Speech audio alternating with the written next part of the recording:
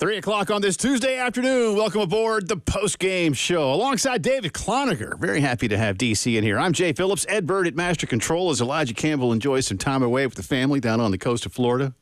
One of the coasts of Florida. They got a couple. They got, hold on, there you go. There we go. There it is. All right. Or we'll get a hot mic here. Hot mic. Good to see you. This sink is full of fishes, and she's got dirty dishes on the brain, man. What's up? Look at you. You were just down at, I guess, post-practice availability for some players. We'll get into that. Shane speaking a lot over the weekend when it comes to the first scrimmage of what I call August camp. Again, I hate the term fall camp. I know our good friend Steve Fink uses that, but I can't. I just can't do it, man. Preseason camp, whatever. I noticed Casey Henry came up there today. Looked like he was wearing pajama pants after the workout. But I'm like, you know what? A bunch of these guys just bring their sleeping bags and toothbrush up to the ops building and just stay there full time. I mean, what's the point of going home? Because you're just going to have to be back, and that's why it is camp. Yeah. I mean, you got three hots a day. Got all your snacks, got everything. Everything's there. You can go and record a song if you want to in the Darius Rucker recording studio. Get a haircut. Yeah, man. They've got everything, and you can do that up until school starts. So, or for some of these 6th, 7th year guys, you can do that after school starts. What if you're a grad student, what do you have to take, 6 hours? What are they? Something, I think, if you're in the master's program to be eligible, I think you have to take 6 hours. Yeah. So 2 classes. Yeah. That's not so bad. Which, I mean... Of course, those are probably pretty hard classes. Somewhat. I mean, if you're not really, you're just kind of, there to keep your eligibility up and not really pursuing a degree. I say, well, I'm going to go ahead and take, let's see, what did I take? Rhetoric of Star Trek. Oh, that's fun. That was a good one. Sports announcing. Okay. Took that. Yeah. Sociology, although that one was required as a not a lab science, but a science. Yeah. Didn't do so well in that one.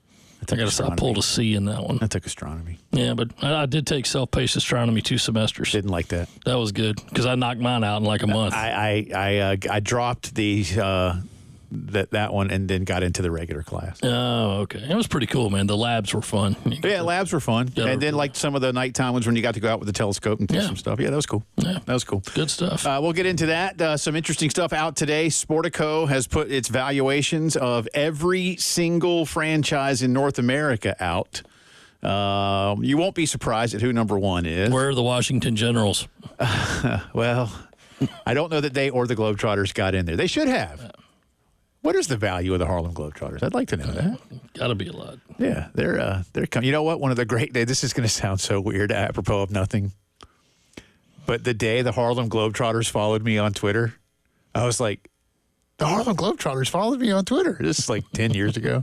Because Curly came here, right? Curly Neal? Yeah. So, So I'll tell you a real quick story. So Haney and I Haney was still here. And he's been gone now coming up on 10 years. Oh, I know. And we're doing 12 to 3. We're in a break around, I don't know, 2:40, like the 2:45 commercial break.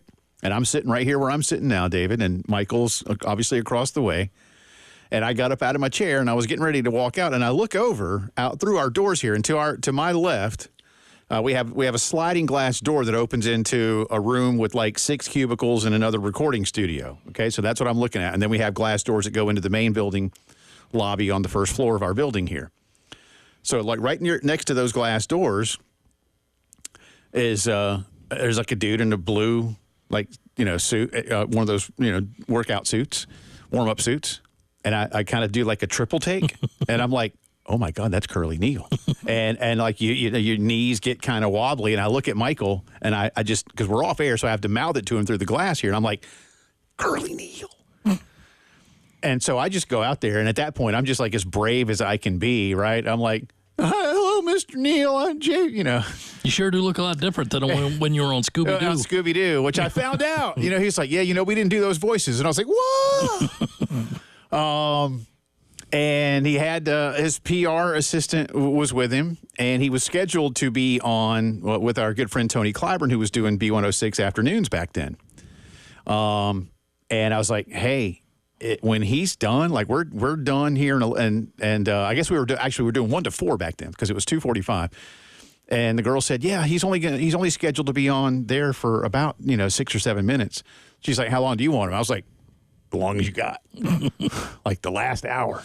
And he stayed with us for like 30 minutes, man. Nice. And it was, I mean, we got pictures and autographs, and but I couldn't believe it. And then we went to see the show, and it was awesome.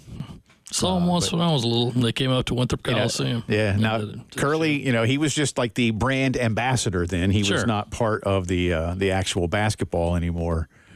But you meet somebody like that who was like one of those childhood But you're right, man. Like one of the first things I asked him was about Scooby Doo, and it didn't break my heart, but it was like, we didn't do those were not our voices. They hired people to do it, and they were just. And I was like, I had no idea.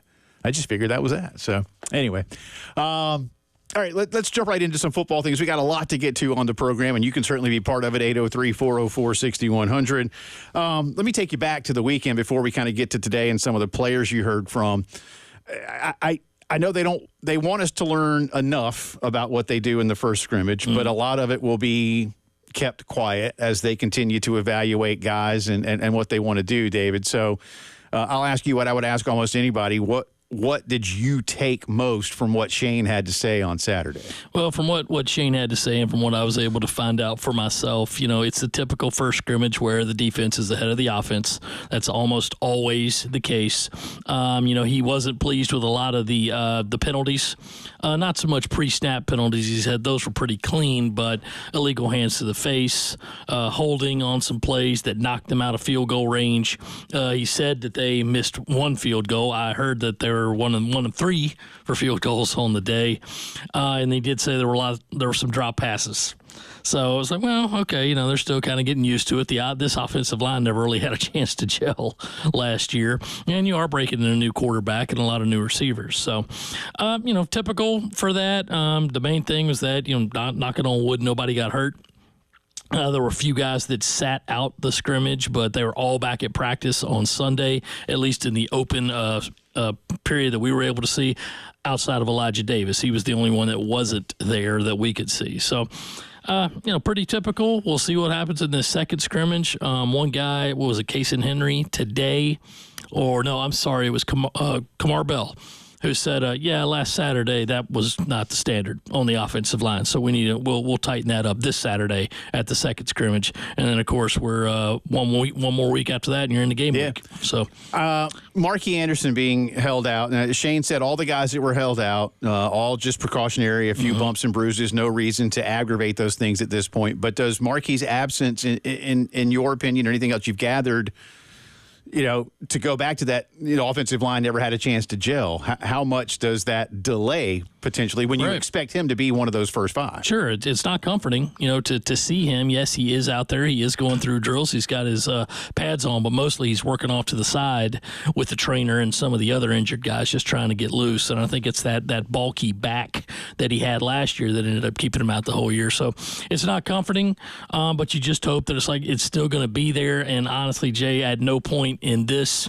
summer, in this preseason, and just whatever you want to call it from my end, was I ever looking at Marky Anderson and saying, okay, that guy's going to start. Right. He's going to play, right, but I didn't think he was going to start. So asked today, not for specific names, but they said we do have a pretty steady starting five on the OL, and I think that they're comfortable with that. So we'll see what that looks like. But, just from my intel and from who I'm looking at, you're looking at Josiah Thompson, left tackle, Kamar Bell, left guard, Vershawn Lee, center, Torricelli Simpkins, right guard, and Casey Henry, right tackle. Okay. So we'll see how it goes. These things can change, but there's so much talent, so many guys on that line. There's going to be a lot of rotation, and that's a luxury that they can't have. I know in today's football, at a lot of levels, there's sort of the cross-training of offensive line positions just in case. And we've seen sometimes here by just, by talent, sometimes by necessity. For instance, David, starting left tackle may be the backup right guard.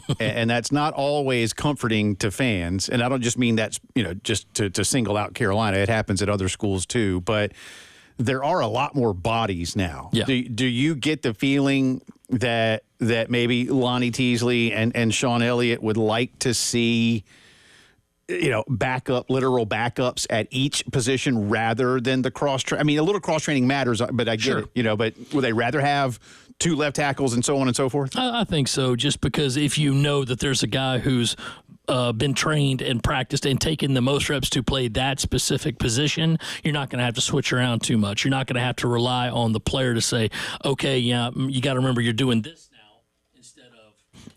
now instead of that. Right. So it would be a good thing to have, and I think they do have the luxury of having the depth to do that this year. That said, you look at a guy like Ja'Kai Moore, who's one of the only players in the country to start multiple games in each of the last 5 seasons, right. And he's played 4 spots on the line. Right. So you do have that guy to say, all right, well, we could plug him in wherever. I think he's played everywhere but center. So, and, like Casey Henry or Kamar Bell said today, he's like, I've taken some reps at center just in case. And Casey Henry, which is actually kind of surprising, he said, I've been working almost exclusively at right tackle. I work at some left tackle on my own, which was on your own. How do you do that? And he says, well, you just have to look at it and say, you look at the play, you know all the offense, you know what everybody's supposed to do. I get it in my head and say, okay, what are my steps if I had to play left tackle I got you. on this play? So they're all there. They do have plenty of guys to be able to do that. You notice whenever they start practice, there's probably 5 guys over there snapping to quarterbacks. So you have Vershawn Lee and then 4 other dudes who can do it. And, that's a good thing to have. So you just hope that they all stay upright. Lonnie, of course, is officially the offensive line coach, but Greg Adkins is still around, and Sean has done it too. What is that dynamic like? Well, I guess we'll see once they start calling plays, right?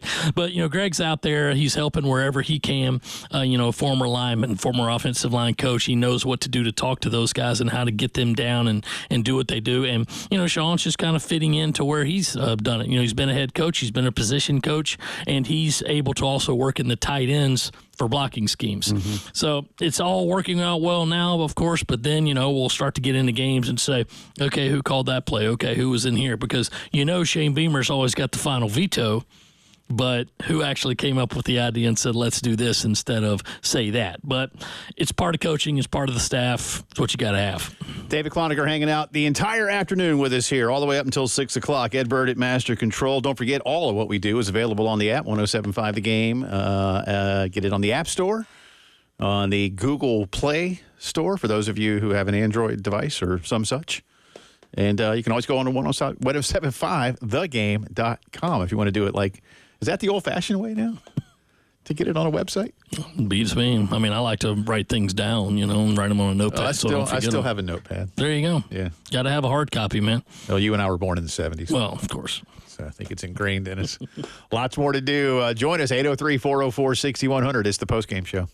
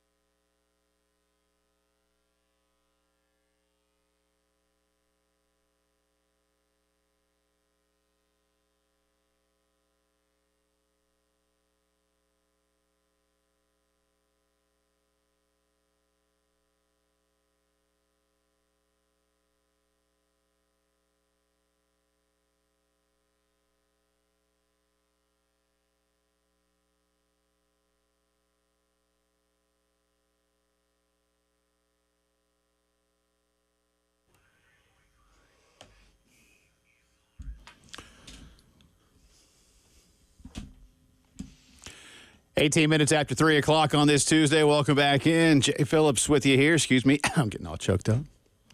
Just so excited to have our good friend David Cloninger hanging out. I didn't realize I had that kind of effect on you, man. Well, I mean, you if you want, you can come over, do some yard work around the house. All this rain's been, just soaking the backyard. Actually, you want the truth? Instead of doing my treadmill time today, I cut the grass. There you go. That's what you need to do. And then it started raining. Go ahead and get your steps in. Yeah. I went ahead and got mine all done before the rain hit last weekend. I needed about 10 more minutes today, so I have some work left to do. There you go. Yeah.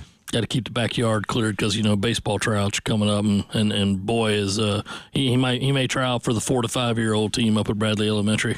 That's good. Yeah, and if I'm not mistaken, they're the Braves. Bees. Oh, hey, But the Braves were the Boston Bees at one point. I feel like maybe when I was a tyke, Bradley was the Braves. Oh well, I mean that would make sense, right? Yeah. I mean, they're in Bradley University still the Braves, or did they have to change? Or maybe I'm just thinking of that. Yeah, that could be it. Well, I've also wondered sometimes why. Warning: alcohol affects the memory. Why elementary schools have mascots. I was a bulldog in elementary school. Yeah. And our colors were brown, maroon, and white. Yeah.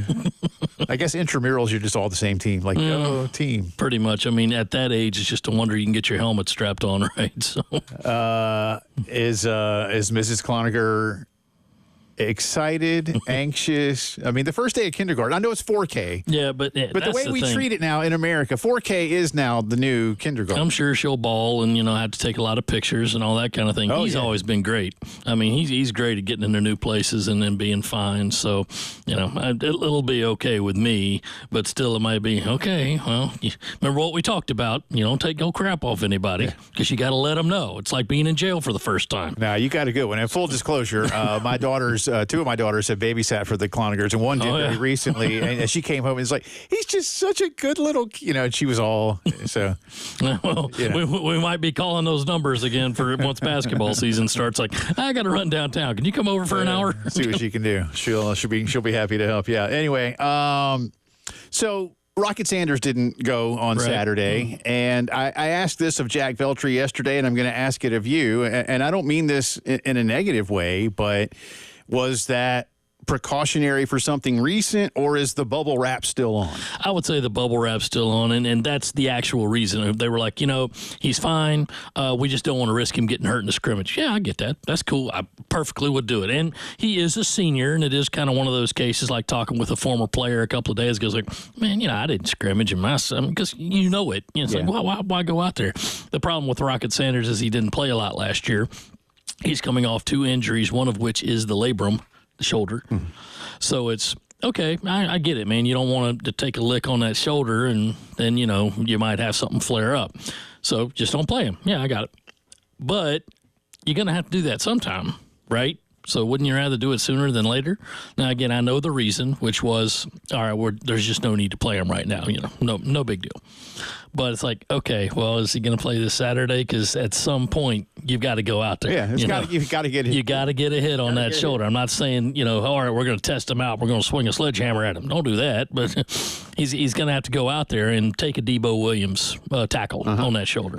He's going to have to go out there and have Nick Emmanwori's arm come crashing down on it. So you hope to see him out there this Saturday, or hear that he was out there this Saturday since they're closed. But it's one of those where he's 100%. Shane's declared it. Rockets declared it. Everybody else has declared it. And he has been out there for every practice other than the scrimmage. Right. So it's good to see. You hope it lasts. And because obviously he's going to be a major, major, major part of this year's offense. Well, and let's go from that angle, but then go behind him as well. And I don't want to sit here and go, hey, worst case, he doesn't play. Or that's not where I'm trying to take this. But there is a pretty loaded room. There's bodies, put it that way. That's fair. What are we, I mean, I've seen some of the Attaway film, and we've seen what some of these guys can do.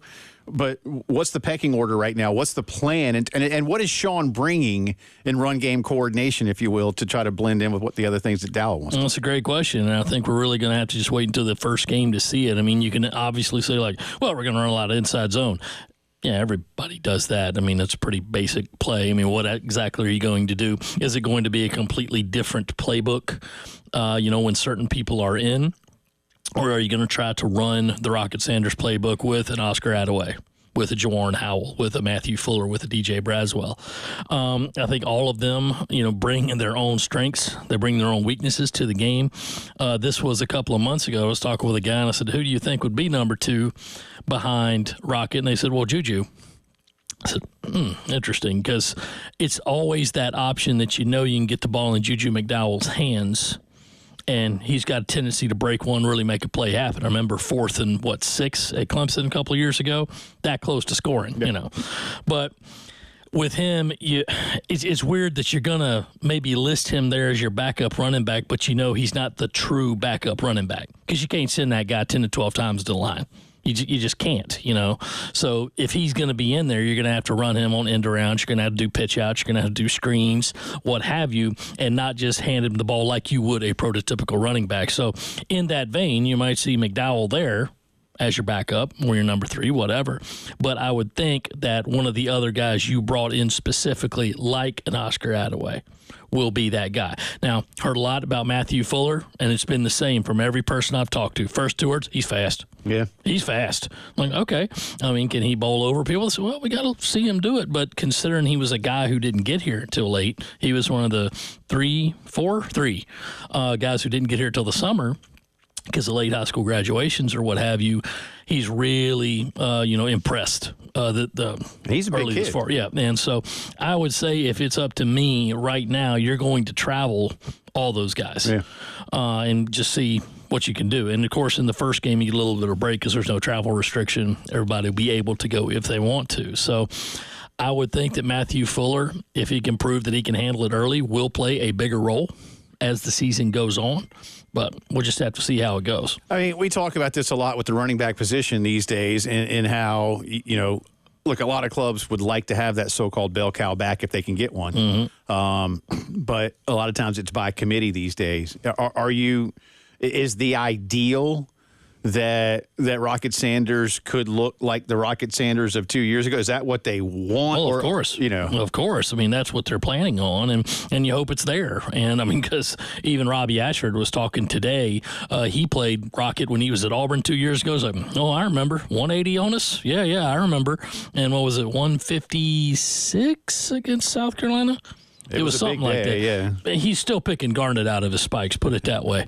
But that's what you hope. And even just half of that's going to be great. I mean, it's not for lack of effort or lack of talent that he had not a great year last year. It's because he was hurt, and he stumbled through half the season because he was dragging a bum knee around, and he hurt his shoulder. So they brought him in. They know what he can do, and it's going to be, you don't want to have to depend on him 25 to 30 carries a game, especially early. But if you can get 15 to 20, and then space it out with the rest of what you have, and also noting that you do have LaNorris Sellers who can run.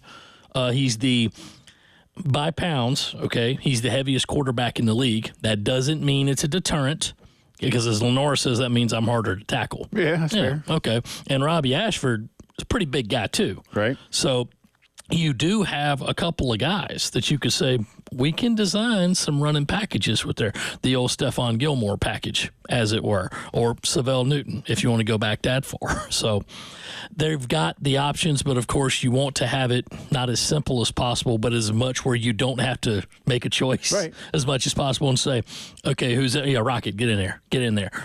And you want to have that guy who's like, if you have to pull what I call the Kentucky playbook against South Carolina a few years ago, it's like, we're running that same play until they stop it. Hey, keep running it until they stop it. You might not be able to answer this in 2 minutes, but I'm going to make you. And is Mario Anderson missed? Well, I guess we'll have to see it in the first games, but put it this way, I think that they've got guys that they feel very comfortable that replaced him. Yeah. And I guess when I ask that, I go back to asking you about Rocket. Like, the obvious would be, sure, they'd love him to have a 1,500-yard season, but is there an amount of knowledge that says, listen, depending upon that as an ideal may not be in our best interest? Right. I mean, you can't just say a guy coming off injury and really coming in with not a new playbook, but he's getting used to this playbook, saying, all right, well, he's going to be the guy, because then you're just setting yourself up for failure. You've got to have options. But they feel very comfortable with him being, I'll say it, the beating heart of this offense. Yes, everybody's always going to look at QB1 and LaNorris, but you've got to have that ground game, which, as we all know, they did not last year. They had nothing. So it's a case like you got what you got last year and it was fun, but you can't go through another season like that again. We'll come back on the other side, get DC's take on what's going on at the receiver position. Again, like the running backs, a lot of bodies, but what does that look like when it comes to depth chart and production? You're listening to the Tuesday postgame show.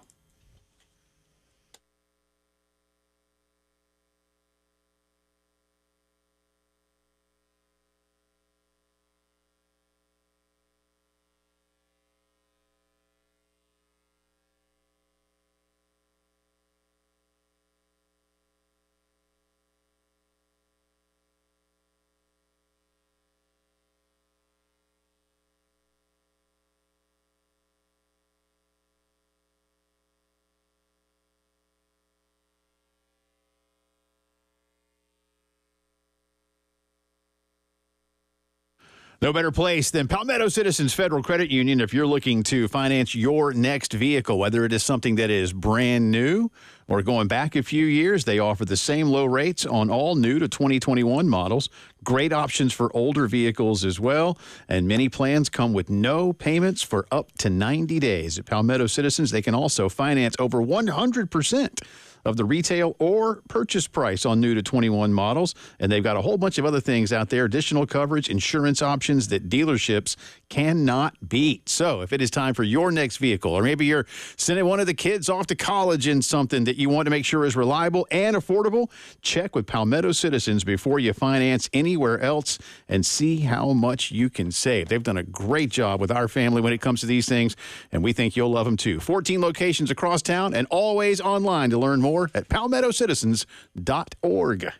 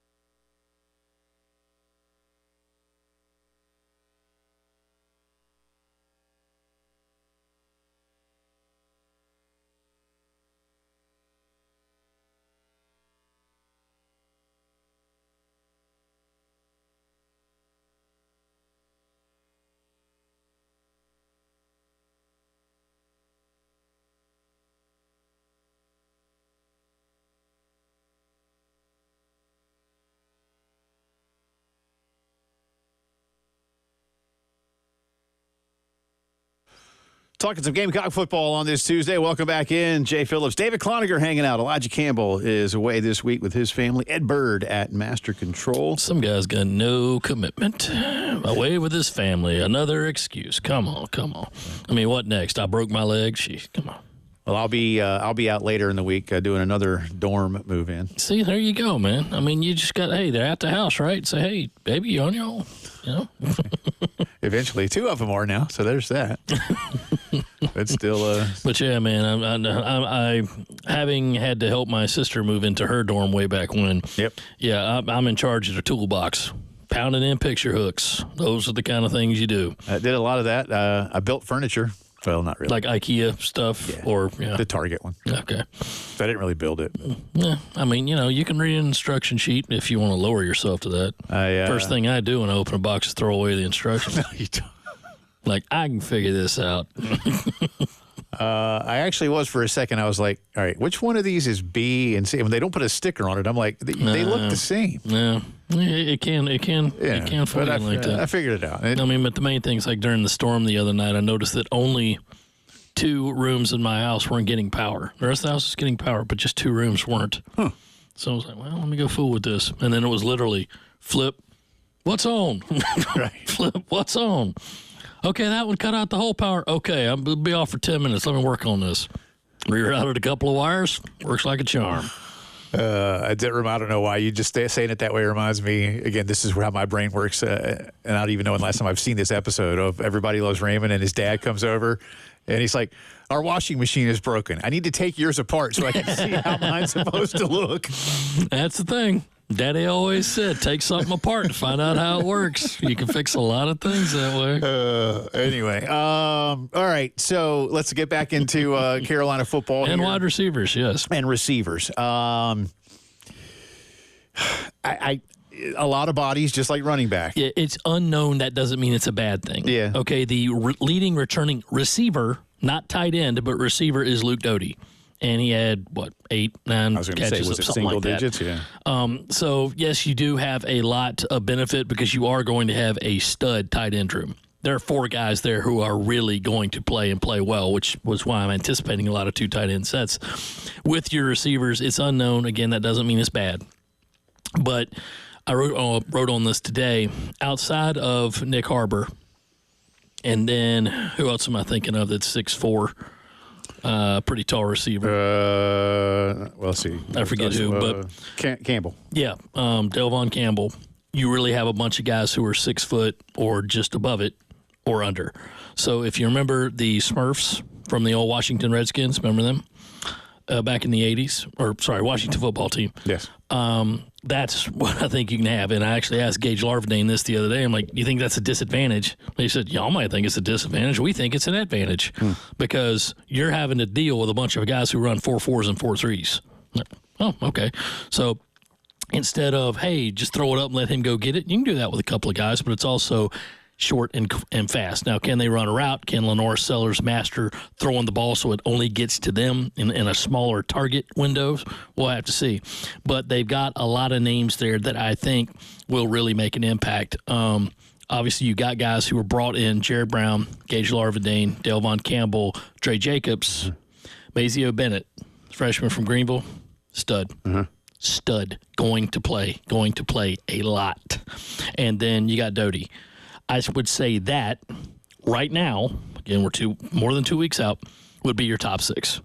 Well, Dave, what about Nick Harbor? Well, what about Nick Harbor? Nick's got all the talent in the world. He just needs to continue to work. He's doing well. He's doing all the extra work that he needs to do, but you can't ever have enough. And right now, it's still a case of still learning his routes because, again, he never played receiver in high school. He played tight end. Right. And he's still learning to catch. And it's kind of weird that last year, Jay, was hearing the same things like, his hands just aren't great in practice and all this. But in the game, he actually caught most everything thrown to him. Yeah. He really did. Yeah. So you're going to have him out there in any case, whether that's as a decoy or whatever, because the defense has got to account for him. And if he's just going to do the sprint route and run a straight line and see if you can get one of those a game, Okay, they still got to account for it.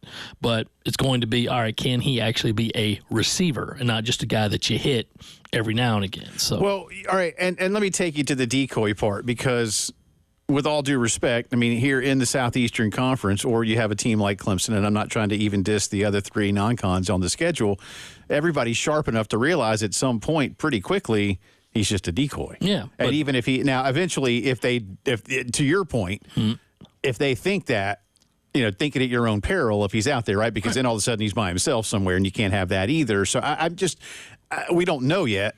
So it's somewhat rhetorical as I ask it, but what does that look like if they wanted to have him be a decoy until they felt, all right, now he's really a part of the game plan? right. And I think that you're just going to have to experiment with that. And do you start from the top down, David? In other words, is he an integral part, and then they figure it out? Or, I don't know where that balance might be. I would think it would be the reverse of that, make him become an integral part. But you also got to look at it and say, well, are you really going to put it out there to say, do you trust? I mean, he's so fast.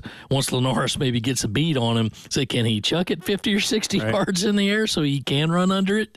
And they'll see how it goes. But, I mean, it reminds me of, have you ever read Semi-Tough by the late, great Dan Jenkins? Great book. I highly recommend it. It's a novel, football novel.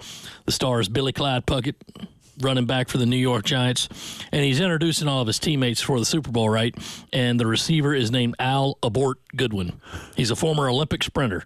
And he only comes in on Sundays to play the games because he runs one route, straight down the sideline and come back straight. And that's all he does. But you have to account for him. So if it has to be something like that, okay. But it's going to happen a couple of times. And again, he made some really tough catches last year. Look at the game against Missouri where he went low and got that when his helmet popped off. Great catch. And again, when they threw it to him, he mostly caught it. So I hope they're looking at it saying, well, this is one where maybe practice doesn't dictate how you play. Maybe it's going to be a case of like, is this another Alshon? Because you know as well as I do, Jay. Practice Alshon. I was like, as is, he was saying, I'll be fine for the game. Throw me the ball. You'll be good. Yeah, throw me the ball. You hope that happens again because he's got all the tools. There's no doubt about that. And he can beat nearly anybody on the planet in a straight line race. The problem is you're not going to get a lot of straight line races in the SEC. So he's got all the talent out there, but you got to learn to play receiver. And I'm curious, too, and again, I know you don't have a direct answer to this, but how he's going to be defended is going to tell us a lot, too. Sure. I mean, as you mentioned, he's so fast.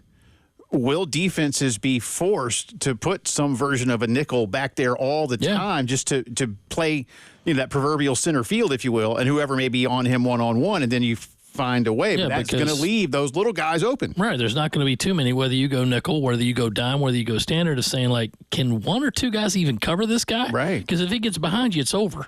So it will be a case of you have to account for him. And, of course, during the first game, well, maybe not the first game, the first SEC game, you say, go ahead and put him out there and just see what they do. Just see how they react.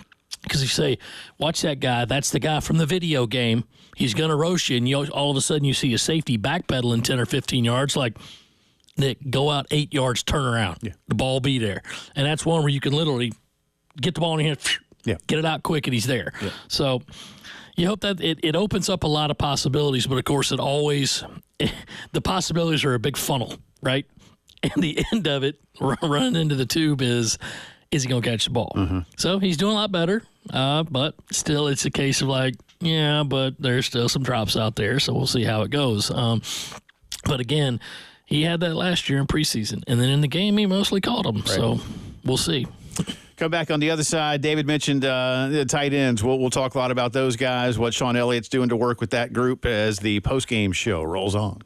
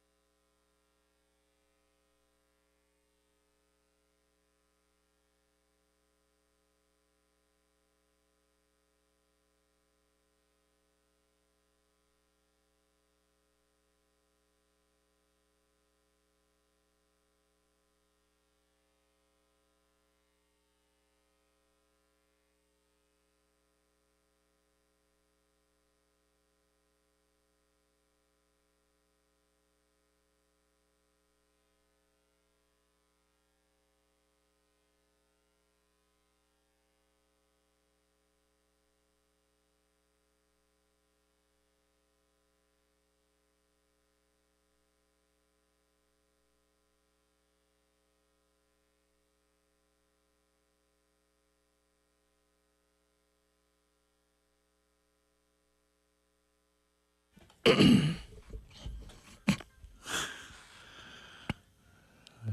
back in. This takes me back to Mike Myers and Sprockets.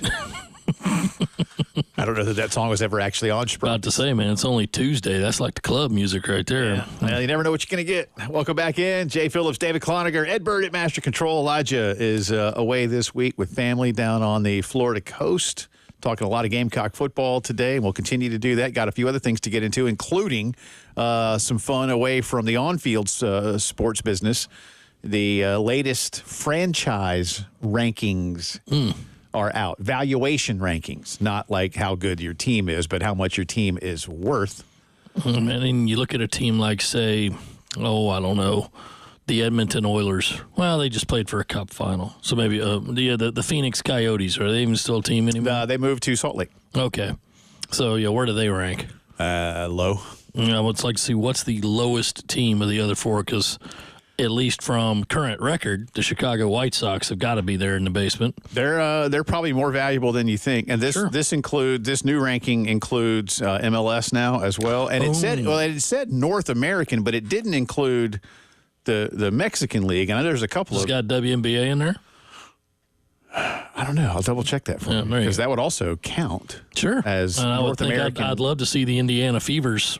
Evaluation right now with Caitlin on the team. No, I think it's NFL, MLB, NBA, NHL, MLS. I think that's what they did. They didn't, but I would imagine there's a few clubs in the Mexican soccer league that are actually really you know more than me, man. There's a couple of them that are pretty. I leave all my soccer stuff to you. Yeah, I do what I can. But I think the lowest valuations are NHL and MLS teams. Okay. Although I did go to the game a couple of weeks ago and had a good time despite the rain. Man. Yeah, it was fun. The wife and I got in our seats right at kickoff. I guess it was great. Yeah, kickoff. It was terrific. Yeah, we chatted with it was a man and his son from Toronto who had come down for the game, and actually I sat down and I said, I'm sorry to disturb you. I just had a question. My buddy and I have a bet over what's on your shirt. I'm like, well, I was wearing my SMU shirt. It's got the Mustang on it, right? Because it's like dry, the Under Armour kind of fabric, because it was going to rain. Yeah. He said, I think it's the SMU Mustangs. I'm like, okay, what is your buddy friend? He said, he thinks it's the Calgary Stampeders. And I'm like, Calgary Stampeders all the way. Me, that's big fan. Big fan. Doug Flutie, baby. Yeah. Didn't he play for them, the Stampeders? I can't. Did he play for a couple of? He played in the CFL. I think it was them. But the main thing is that it's like, well, Calgary. I mean, you can't go wrong with that. I mean, I'm a Bret Hitman Hart disciple too. There you go. It's funny that you mentioned that. Again, apropos of nothing that we're doing. This is how the talk radio works. We were actually looking something up the other day about Calgary, and I read about the Stampede, like the whole week that is the Stampede. And even though I've seen like one of those rodeo things once down at the fairgrounds, right? But this thing is like it's like it is to rodeo what the Masters is to golf. Oh yeah, I mean it's the whole territory. Yeah, and I was like, I really think I want to go to the Calgary Stampede one day. That sounds like what the stuff they do. It just sounds like an awesome event to go to. I mean, and plus, Calgary's a big city. Yeah, you plan it around there. And then you go over to Hart House and pay your respects to the greatest wrestling family. I mean, no disrespects to the Von Erichs, but or the Andersons. The Harts are out there. Yeah. And so, man. I've been to Minnesota, but I haven't been to the Andersons' house in Minnesota. Yeah. It's always on the list, but there's just too many things. Why do I feel like where the Andersons grew up is just like a 3-bedroom split level? Yeah, it's just kind of like where Flair was. Yeah, he's a Minnesotan. Yeah, yeah. So and Eric Bischoff was from up there. Well, at least he worked up there too before he got into wrestling. Ric Flair blew me away when he talked about how Mike McGee recruited him when he was in college. Man, what could have been? Yeah, but he turned out okay. I'm thinking now Flair. Was McGee at Minnesota then? And because Flair didn't go to the University of Minnesota, did he? Or did he? He did, but flunked out. Yeah. Okay, but McGee must have recruited him to another, like maybe when he was at Duke? Duke or ECU. Maybe ECU? Yeah. That would have been that time. Because remember, Flair was flying to North Carolina when he got in that plane crash? Yeah. That was early in his career. And then he ended up being back in the ring eight months later. Yeah. So, but he talked about, Mike McGee recruited him to play college football. And I mean, Flair's still out there doing it just because he has to. All right, tight ends, and we'll probably have to come back around to this because we're gonna run out of time this hour. But you mentioned there's a lot of guys that you like a lot and that they're big on. I mean, we heard Shane talking about Brown. I know you asked a question about Smith. We know what Brady is able to do. And he's on Brady Hunt's on one of the comeback lists, so there's a lot of things about him. And then Simon. And Josh Simon. So, again, is this a rotational concern at this point in terms of who beats who, or is it like, hey, you're all going to go? Yeah, I think that's it. It's going to be like you're going to run a lot of two tight end, and a lot of you guys are going to play because Maurice Brown came in today. Now, he's a walk-on. I mean, he looked up there and was like, man. I mean, I'd give you half scholarship just looking at you. You know, he's chiseled. And I was like, goodness. And, you know, he's a walk-on. So with him and Michael Smith, who played fantastic in practice the other day, and I've heard great things about him despite not coming here till the summer, Hunt and Simon, you've got 4 dudes out there who are really going to do well. And honestly, Jay, you look at that, if you're doing a tight end and the typical tight end route, as in 8 to 10 yards, how can that not help a quarterback who's being broken in, who maybe has some question marks at wide receiver, has some question marks at running back? So it's good. They've got a great room. Sean Elliott's their position coach, and he's like, yeah, man, I mean, we've got some talent in that room. And just conversations I've had with Dowell Loggins, it's like, well, I mean, I'm not going to tell you everything, but 2 tight end has been good to us. 2 tight end has been good to South Carolina before he got here.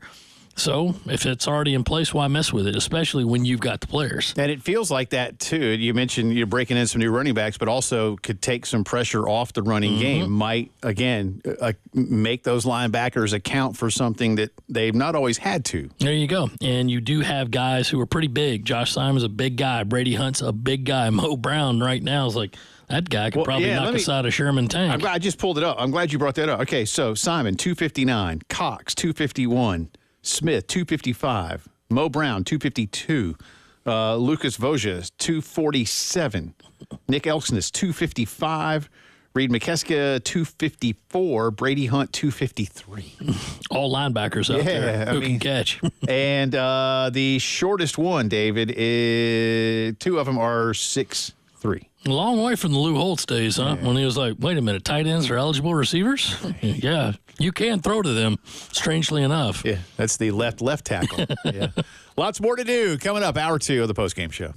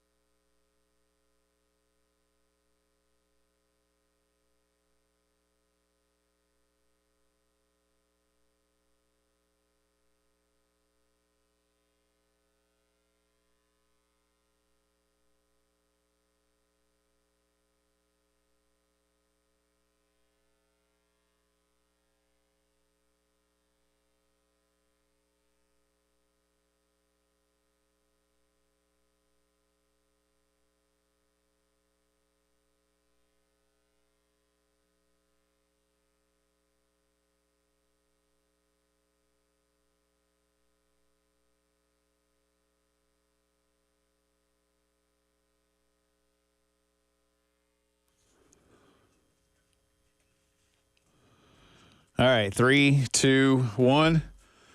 From the WIS Traffic Center, Jay Phillips here. Good news, kids. There's no accidents to report right now. That's very, very good. So keep doing that, Greater Columbia area. There is some puddling in some low-lying areas. We had a pretty good rain a little while ago, so make sure you're watching out for that. Always watching out for the other guy. If any of this changes, we'll let you know here soon enough. But again, otherwise, nice job, folks. No accidents to report this afternoon. Jay Phillips in the WIS Traffic Center.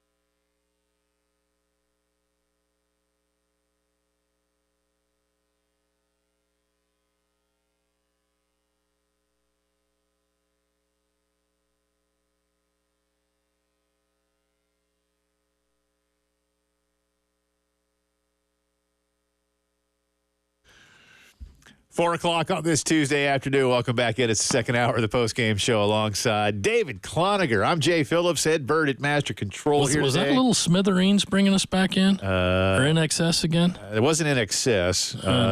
Ed, can you pull that back real fast and see if we can see what that one was? I can't remember that one.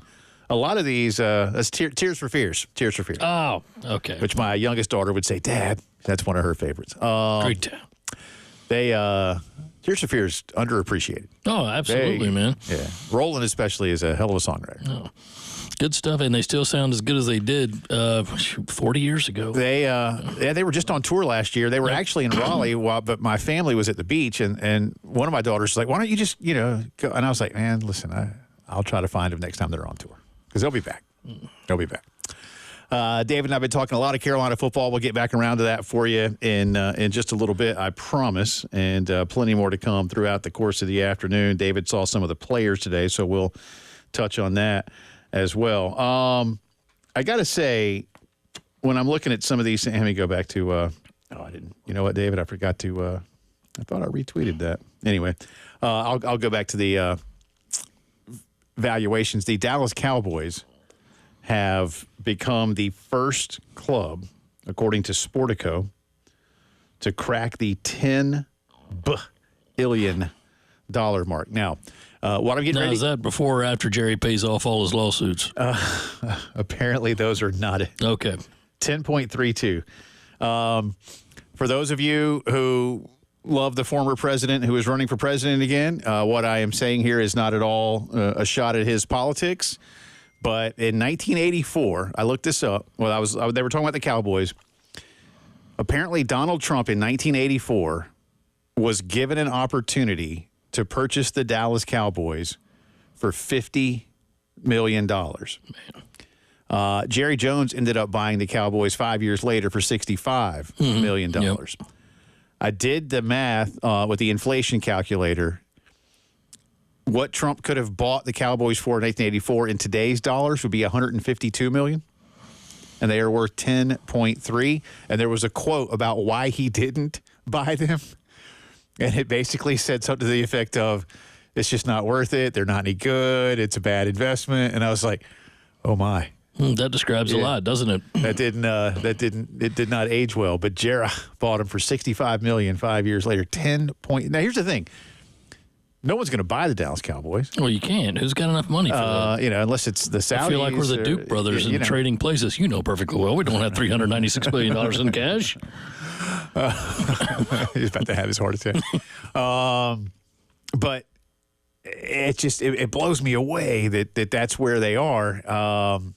We'll get into some more of these in just a little bit. The Braves, by the way, the Braves are the sixth most valuable baseball franchise. Oh, okay, baseball. Yeah, not overall. Because you got to think the Yankees are number one. Yankees are number one. Yeah. But the Braves, I think, are I'll pull it up in a second here. The Braves are number 53 in the country. I'm guessing it's mostly all the football teams that take up the most value. The football, I think every NFL team is like inside the top 42, I think it was.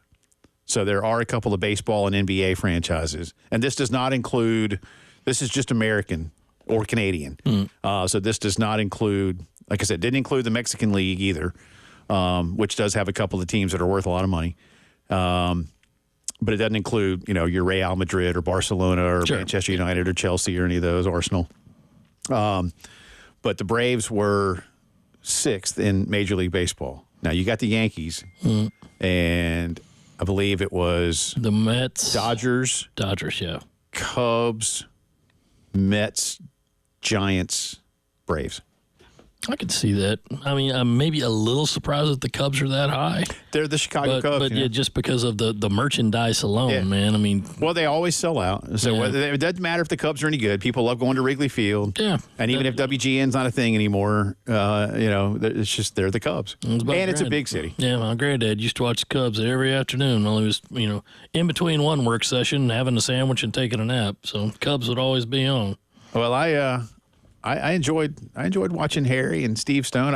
I'll tell you this as I'm pulling this up too. I remember, I don't remember sometime in the 94, 95. Harry, I guess, was on his radio like 3-inning stint, and so it was Steve Stone and Tom Brenneman. And it was Steve Stone who presented to Tom Brenneman. He said, and I'm not going to try to do my Steve Stone voice, but if any of you remember Steve Stone, he kind of talked like this and just had a very plain, but he was a great analyst and a fine pitcher when he pitched in the bigs. He said, Tommy, I got you this brand new album for your birthday. You're going to love it. It's called Cracked Rear View by Hootie and the Blowfish. And, here I am, it just like jaw hits floor. Now, obviously, I knew all about them, but it was surreal. And then, like the next season, they were on. They mentioned them all, like going to on Friends, going to see him at the Garden. And then it became like I was like, okay, they really have made it now. But when Steve Stone, who was probably I don't know how old then, like in his 40s, says to Tom Brenneman, who was younger, like, I got you this, you're gonna love it. And I'm thinking, that's the band that I saw like at an SAE thing. Rockaways. Not even that. Like, the first time I saw them was at a fraternity thing.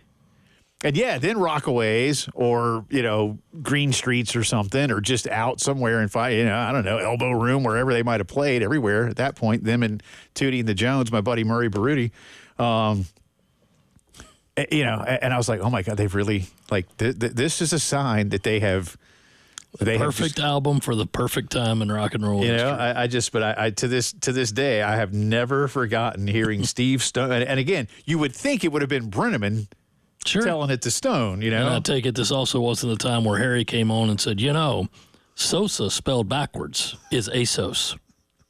No, but Dynamite drop in. But I do remember. I do remember a time, and I've said this before, too, on the air, I think. I don't remember exactly when. This was in the 80s. I was a youngster, but knew this was something that you probably shouldn't be saying. But in a post-game interview one day, Harry was interviewing one of the, foul line ball girls at Wrigley Field. And, a very attractive young lady. And I'm probably middle school age, right? And Harry asked, I'm trying to be polite here. So ladies, I apologize. I'm not trying to be offensive, just recalling a memory. Harry asked the girl on air her measurements. And again, like youngster me is going, I don't think you can do that. And this is things were different 40 years ago, but I'm like, I don't think that's what you're supposed to do with somebody, And I have no idea if Harry, how do you yell at Harry Carey later? Like, Harry, let's not do that again. All right. But I'm like, that's just, you can't, God bless Harry Carey. Right. Yeah. So he passed good genes down to his son. I mean, I'm not going to say the line on TV, but they're hearing Skip Carey or on radio rather, hearing Skip Carey call Braves games, especially in the desert stretch that was the 1980s for Atlanta Braves baseball. He had some great ones. Another sellout crowd with 40,000 disguised as empty seats. Well, apparently they're doing something on like the Braves little social media channel about the base brawl, since it's 40 years since the Braves and the Padres. Yeah. The best line I ever heard about that was when the third Padres pitcher got thrown out for not beaning Pascual Perez. Right. And said nobody questioned the meanness of the Padres pitching staff, but they did start to wonder about their accuracy. And still sent him back up to bat in the eighth, waving a very red flag in front of a very mad bull. So the Cowboys, here we go. So here's the NFL rankings. Cowboys, again, now worth $10.32 billion. All the NFL clubs are within the top 41.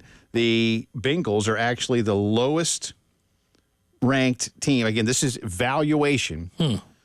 At $4.71 billion. I thought somebody like Jacksonville might be down there. Every team now is basically the average NFL franchise is worth $5.93 billion, and that's up 15% from last year. The average franchise, $5.93 billion.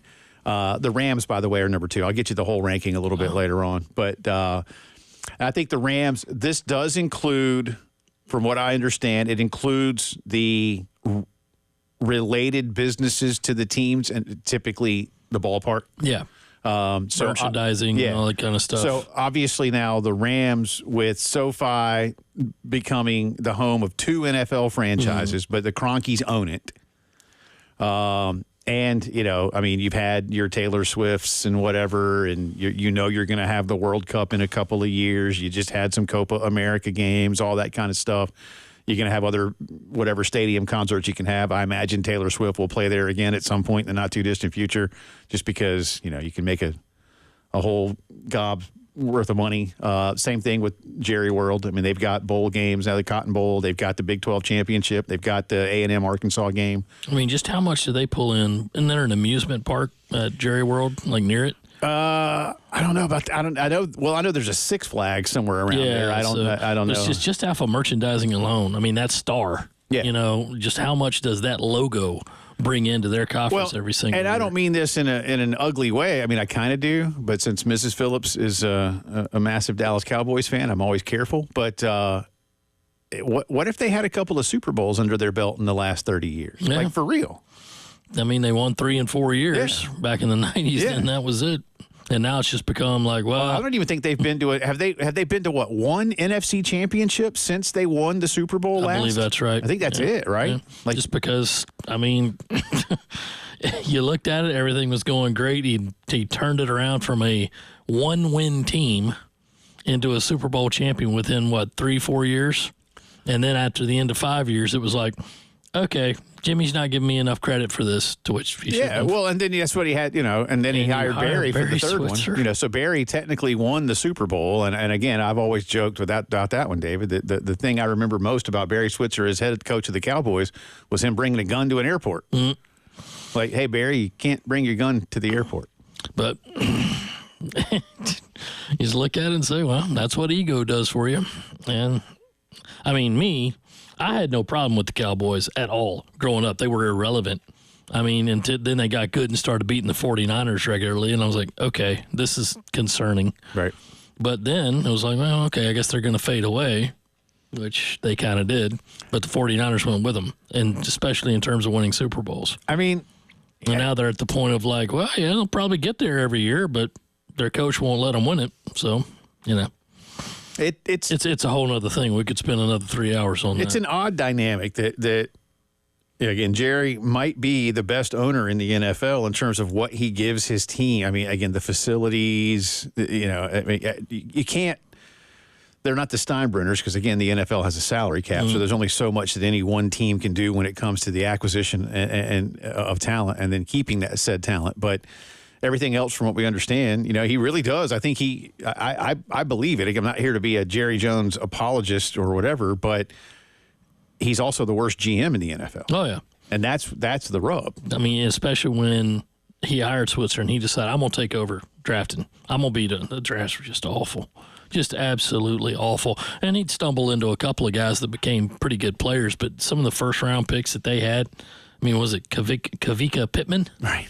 Like, what? Well, or again, like, Steven, his son, having to talk him out of Johnny Manziel. Yeah, and then, of course, I mean, you had a time when you actually kind of stayed out of the way and said, all right, we'll get Bill Parcells for his 4th return to the NFL, whatever it is. That dude won 10 games with Quincy Carter as quarterback. Right.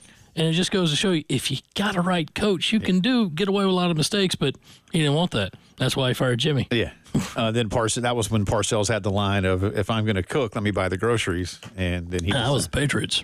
Oh, was it? Oh, okay. I was thinking that was because that's why he left. That's why he left that one? Okay. All right. That makes sense. And they hired some dude named Belichick. Come back on the other side of the break, get into a few other things going on, including the Braves with a good win last night. Can they keep that going? And certainly back into more Gamecock football throughout the afternoon. David Cloninger hanging out with us. This is the Tuesday postgame show.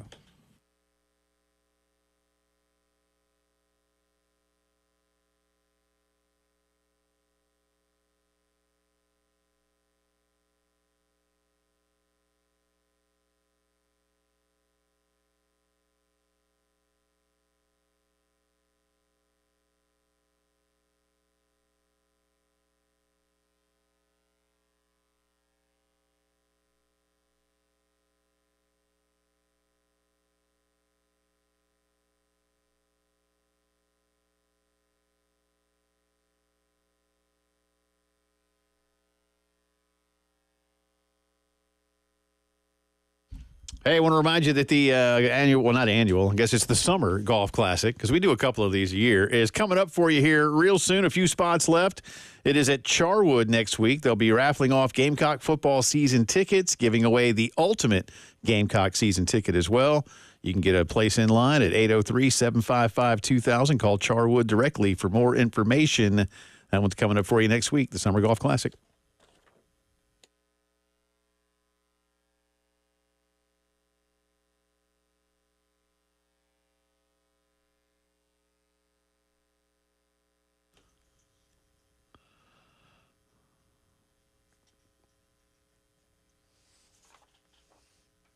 Oh, hi. By the way, only a few craft beer cars left. I got to do this the right way, y'all. Live radio.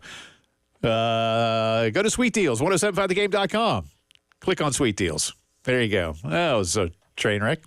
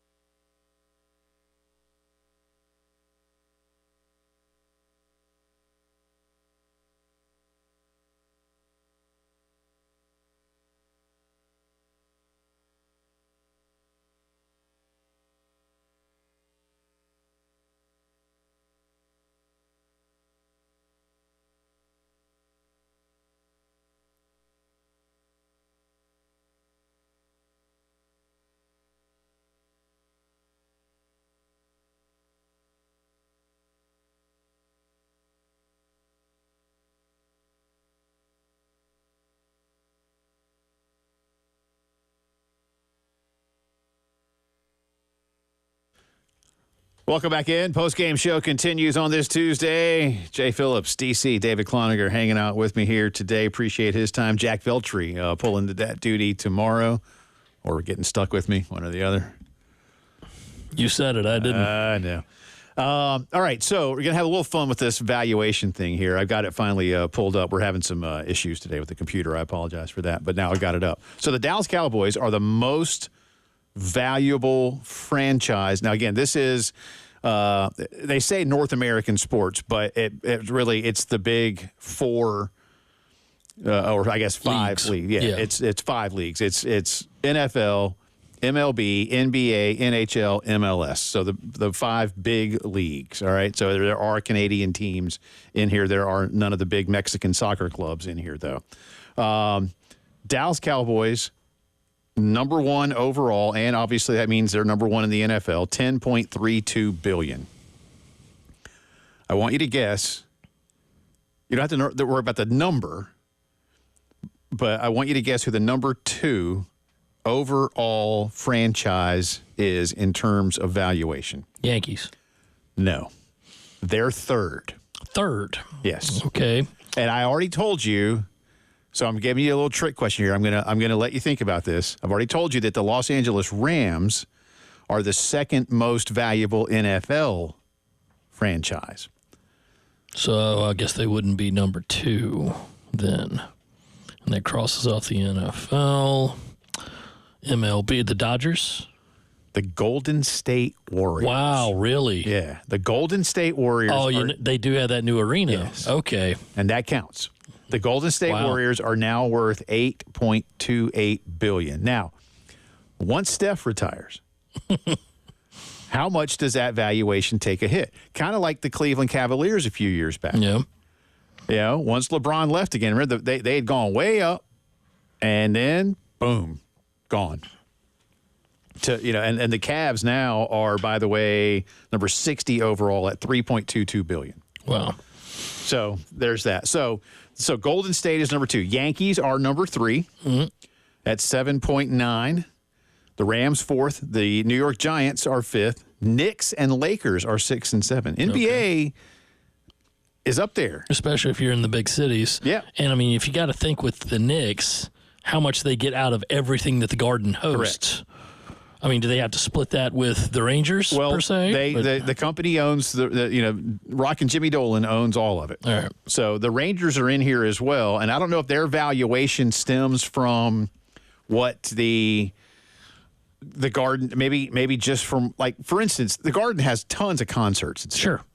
So there's something every night of the week. Yeah, I don't know if that's included in like the Knicks or Rangers valuation. I don't know. Like if they truly own the actual stadium, right? The actual Garden. Yeah. Patriots are eighth. Your San Francisco 49ers are ninth, $6.86 billion, and the New York Jets are 10th. The Jets. Wow. So again, imagine if the Jets were any good. If the Jets were any good, where would they be? Seriously, where would they be? And that's one thing. I mean, I would assume that something played into that 10th. Like, well, let me reword this. Aaron Rodgers signing with the Jets, that had to really move them up from their previous spot. Probably. So, yeah, he played 4 plays last year. Right. So probably. How much did you really get out of him right there? Again, I can't go through all, 100 and whatever we've got here. We have 153 franchises, by the way, so I won't go through all of them. Who's the one on the bottom? The very bottom is Montreal FC. Okay. Yeah. They are MLS. They are worth $440 million. Who's the bottom, like, of the big 4 leagues? Who's the last place team? The lowest rated team without MLS would be your aforementioned, Arizona Coyotes, who are now the Salt Lake whatever. They are $675 million. Basically, a team without a city. Let's see. Lowest rated baseball team. Want to guess? Lowest rated? Lowest rated baseball team. Let's go with the Royals. Miami Marlins. Royals are next to them. Okay. $1.23 million Miami Marlins, $1.31 billion. Did I say million? $1.23 billion for the Marlins, $1.31 billion for the Royals. Let's see. Lowest rated NBA team? I'm bad on the NBA, but how about the Hornets? They're close. The Pelicans. The former Hornets. The Hornets are. Let's see. There's Timberwolves, Grizzlies, and Pelicans below the Hornets. That's it. Well, the Timberwolves are that low. Yeah, and they're about to be bigger. I think. I would have as to think Edwards so. blows up. I mean, as close as they got last year. So, but yeah, with the Hornets, I mean, there was that good 5 to 8 year stretch where growing up with them, you're staying up late under the covers, listening to the game on Walkman. It was I've great. said that a bunch. Going up there. Jeez, once George Shinn started becoming George Shinn, just got super greedy. It really went downhill. Bengals lowest rated NFL team at 4.71. Just ahead of them are the Jaguars and the Saints. So there you go. But all this is at Sportico.com if you want to see where everybody is or where your favorite team is. And again, the Atlanta Braves, for those of you around here, number 53 overall of the 153 rated. The Braves, 6th in valuation in MLB. And I made a mistake earlier. It wasn't the Red Sox, or it wasn't the Mets, it was the Red Sox. So in order in Major League Baseball till you get to the Braves, Yankees, Dodgers, Red Sox, Cubs, Giants, Braves. Yeah, there you go. And the Dodgers, by the way, worth $6.3 billion. Not surprised. Good team, good fan base, good stadium. Yeah. So fun stuff in there. Real quick, let me get to Charles on the phone line. Hey, Charles, good afternoon. Hang on one second. All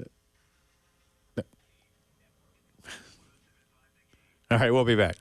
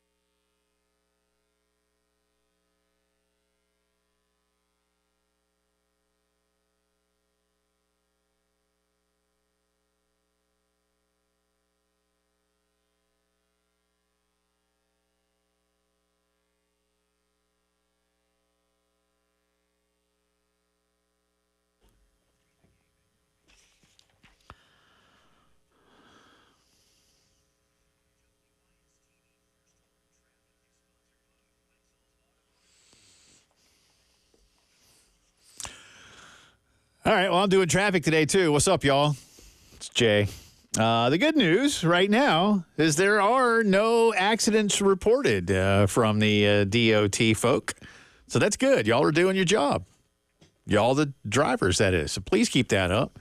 It did rain pretty heavily throughout lots of the Midlands earlier, so watch out still for some slick roads.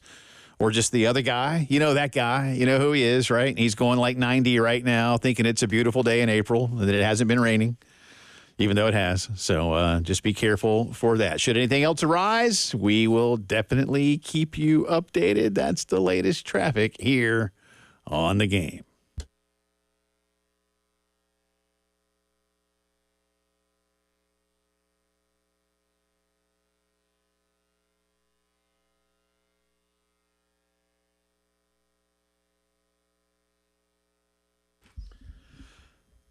Talking some Gamecocks, and sorry earlier, I do want to get to Charles. Charles, I apologize there. We had a little snafu trying to get you on, and we went to the break instead. So Ed, let's bring Charles up, and then we'll get back into a few other things with our good friend David Cloninger. Hey, Charles, how are you, sir? Thanks for your patience. Hey, no problem. I hope y'all are doing well. So I just was really interested by this conversation being had about the franchise valuation. And without naming the name, because that's not the point, but the comment that you made, the story about the offer to buy the Cowboys in 1984 for $50 million. Yeah.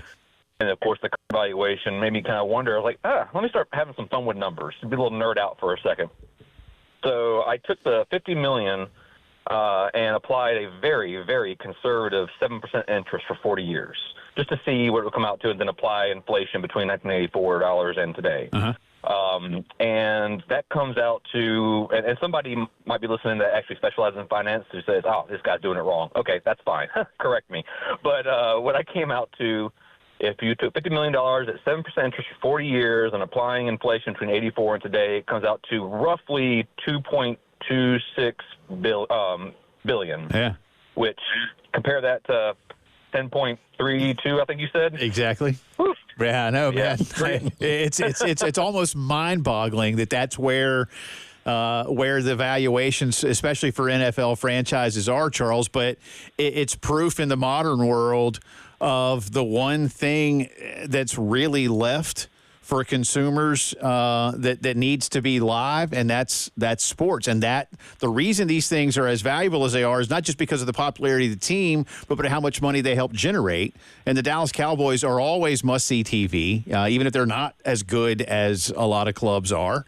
They are still the most popular team in the NFL. And, again, live sports continues to drive so much. And, Charles, thanks for the phone call. Again, that's almost 5 times, what they're even accounting for inflation. And again, 7% is pretty good growth rate, man. It really is.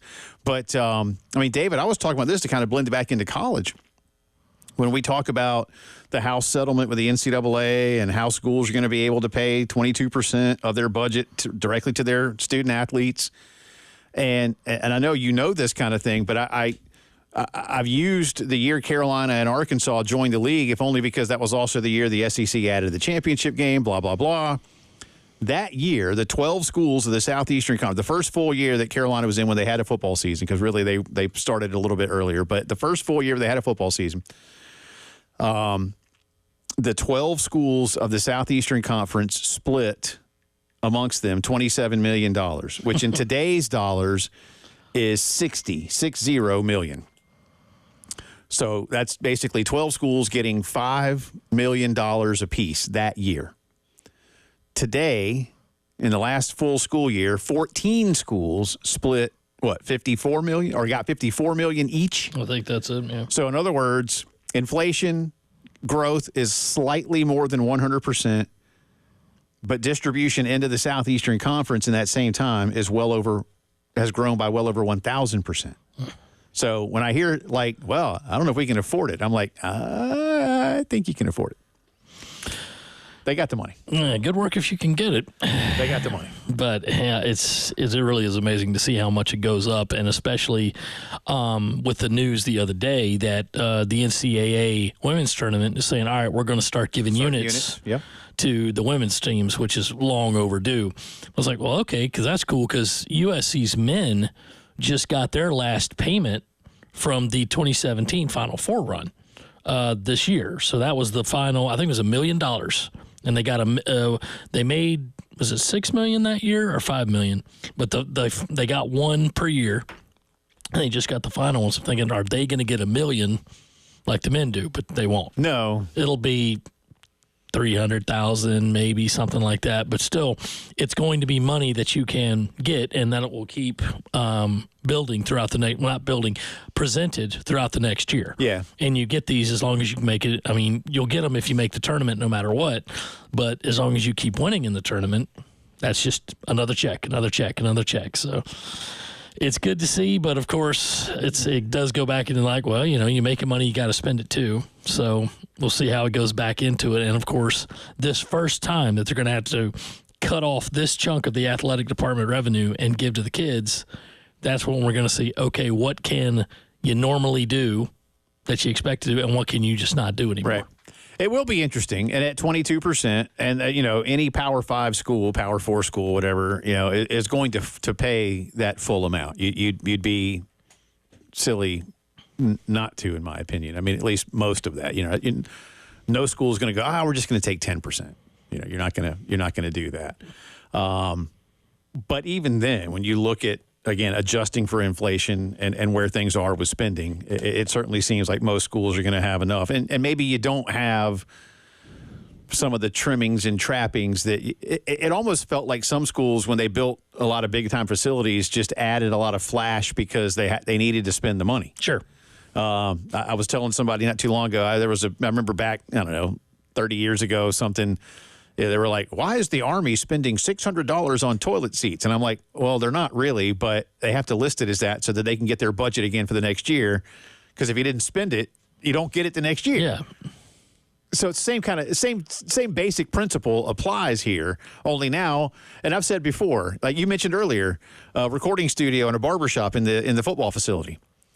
But if you said to the kids, hey, you can either have a recording studio and a barbershop, or we'll split the revenue with you guys, they'll take the cash.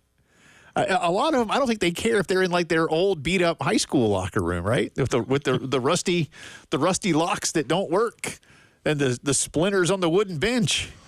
It's like, if you pay me, I'm good. So I mean, look, there's a middle ground somewhere in there.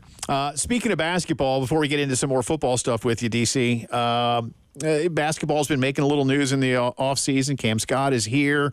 This roster has been revamped. There have been some early. I know John Rothstein put his rankings out, and I think he had Carolina 11th. And again, I don't care. That actually, when I look at the teams, I think the only one that surprised me that was ahead of Carolina was Mississippi. Other than that, I felt like it was pretty legit, and Rothstein's got no agenda. So I think he's really good at his job. But I think it just speaks volumes about how difficult the Southeastern Conference is. And for Carolina, you lose, 3 really important cogs in the machine that got you back to the tournament. So, I mean, we got to see him at an open practice, which is great. Many thanks to Lamont Parrish for scheduling that. We got to talk to the newcomers. And, yeah, it looks like it's kind of like you're going into this year like you were last year, to where you've got these new pieces, but they're unknown. Now you have kind of an expectation saying, are the guys that you brought in, are they going to be as good as Talon Cooper and BJ Mack were? And well, you don't know. I mean, the main thing you have to do is find a point guard, which I think they have in Jamari Thomas. He's a guy that's going to get a lot of looks at that spot and would probably be the number one guy if we were to start today. But if not, you do have a capable backup in Jacoby Wright. And then you have Nick Pringle from Alabama, who's coming in kind of filling that BJ Mack role. We'll have to see him shoot a three-pointer, since BJ was very good at that. But you will start to look at it and say, man, just how valuable Talon Cooper was, not only for playing steady point guard, but for being able to hit clutch shots. And then, of course, Cam Scott. So you look at him, And the first thing I thought was like, man, he is thin. Boy, is he thin. I mean, there might be a few games late in the season where he's just getting pushed around. But he can also shoot. He can play inside and out. If it came to it, he could play a little point. And also, when they were running kind of the full-length suicide drills in between breaks, Cam was always the first guy down, and he wasn't even really trying that hard. He wasn't even breathing hard at the end of it. So that's good to see. It's a lot of new faces in there. But you do have a lot of guys, it's just like last year. You got questions to answer. The good thing is that coming into last year, who did you know that you could count on? Meechie Johnson, right? Because GG was gone.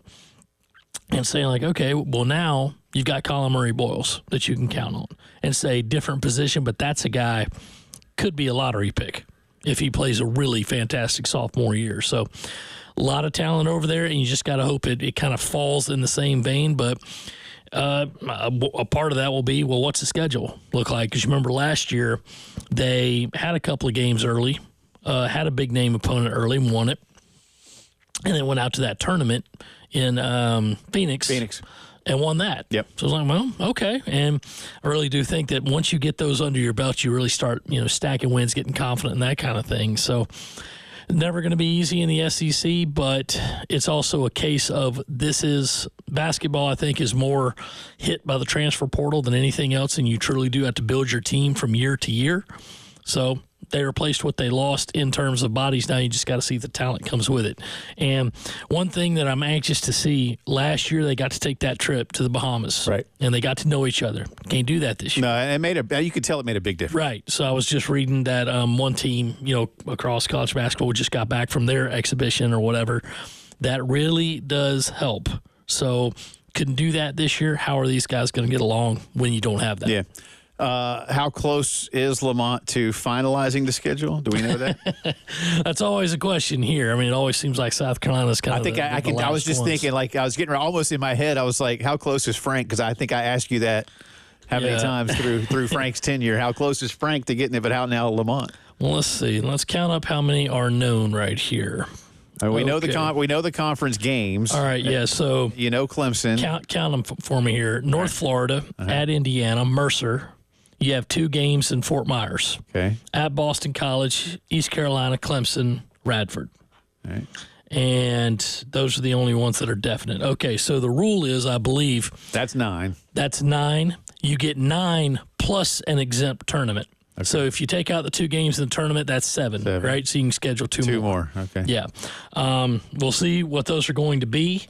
I mean, looking at the dates, there's 12 days in between North Florida and Indiana. You would have to think that one would go in there. Then Mercer, all those. Then there's exam period. And then maybe one more before conference play starts, because they are still sticking with the 18 league game schedule for now. Right. They're going to discuss moving it to 20, but right now it's still at 18. So probably will be at least one more game added, maybe 2. And then, of course, you got the exhibition and all that stuff. But who knows, man? I mean, it's always a case of like, well, no, we're playing this game. We got to get the contract back. And then you find out that the other school's already announced theirs. So lots more to do as the Tuesday postgame show rolls on.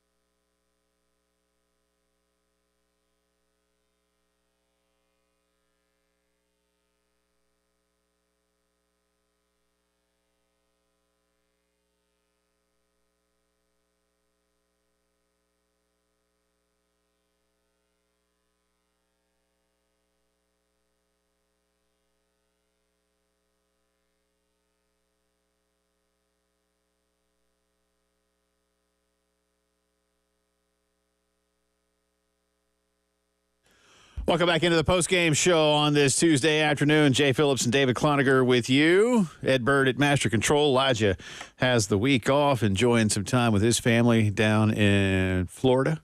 You see that Disney World's going to have a new Indiana Jones ride in a few years.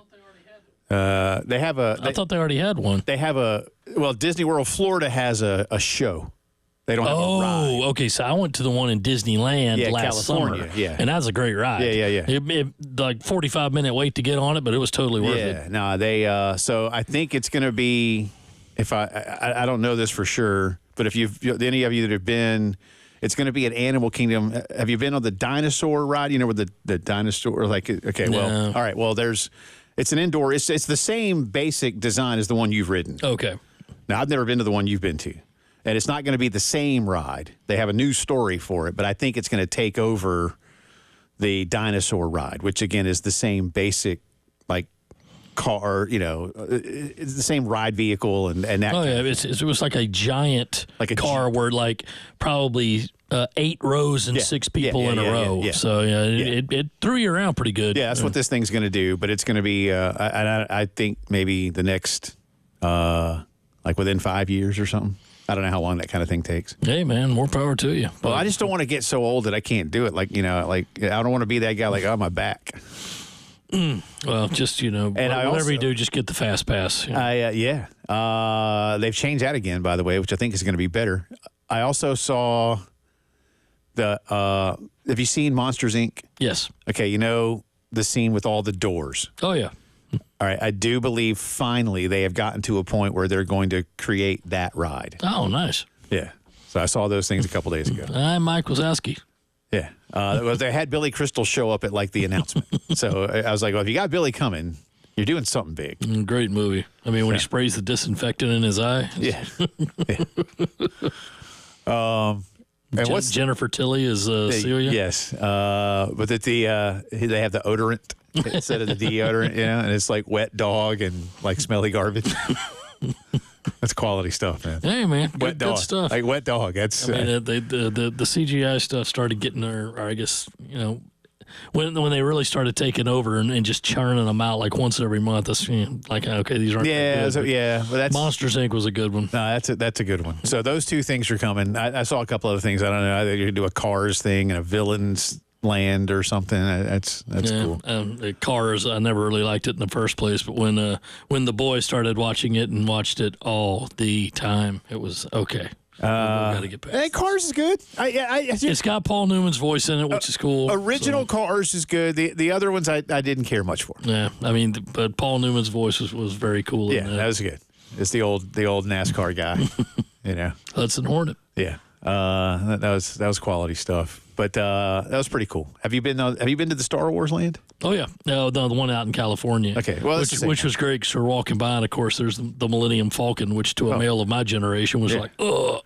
Then the boy picked that exact time to fall asleep because it was the middle of the day, and he was in a stroller.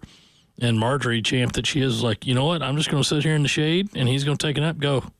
Oh, then you can get in the single rider line. Well, that's the thing. I still got in the team rider line because it was shorter. Yeah. And it was me and like 5 other little kids, 4 kids and 1 adult. Right. And they said, okay, then we got to decide some jobs here. Who's the pilot? Me.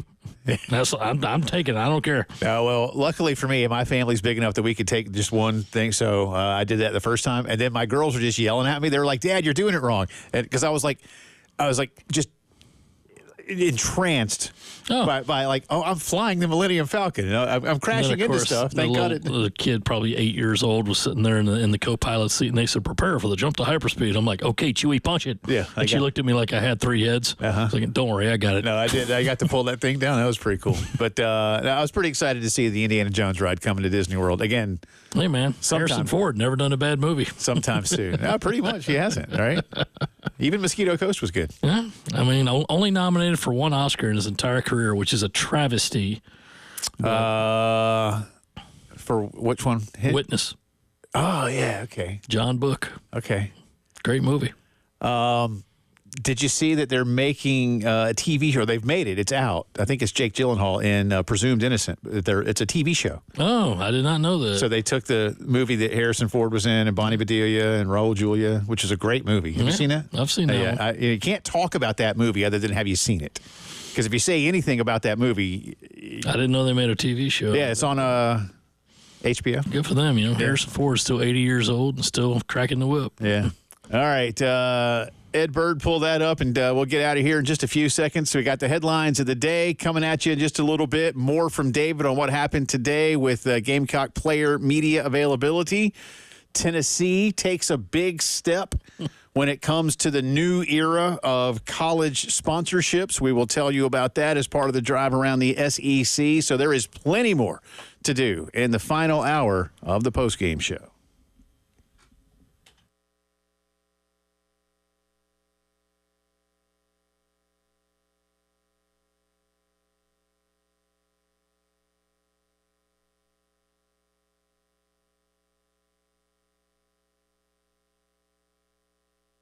AAA Heating and Air. I've been telling you about Roy and Dana Finley and their great company for a long, long time.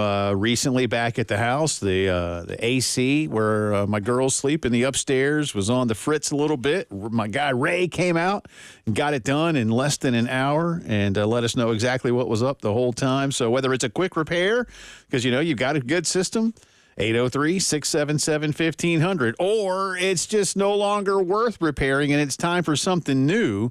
Let me tell you, log on to callAAAtoday.com. That's callAAAtoday.com. Get an instant quote. Just punch in a few quick things.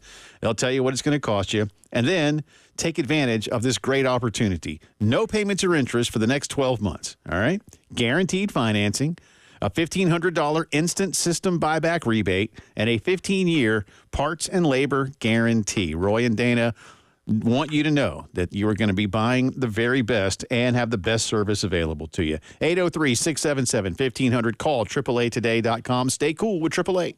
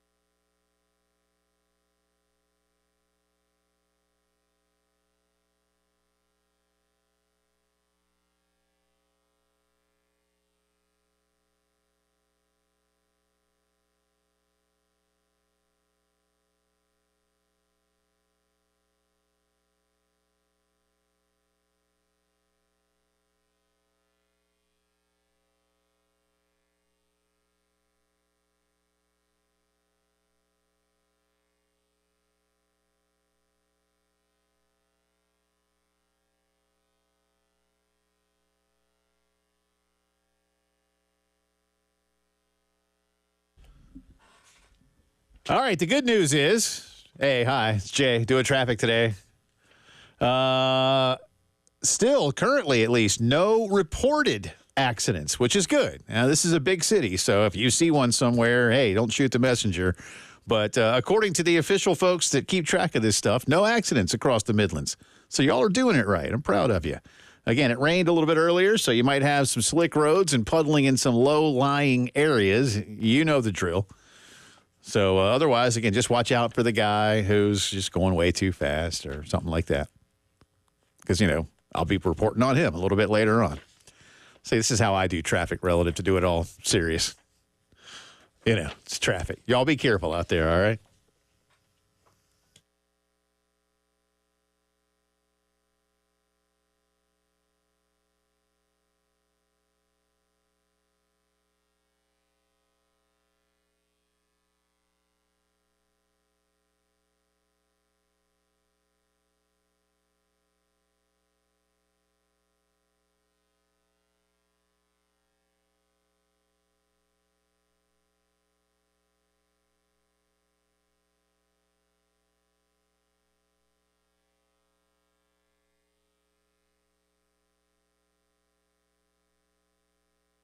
It is 5 o'clock news time on this Tuesday afternoon. Welcome back in. It's also the final hour of the postgame show. And alongside David Cloninger, who is in for Elijah Campbell, I'm Jay Phillips, Ed Bird at Master Control.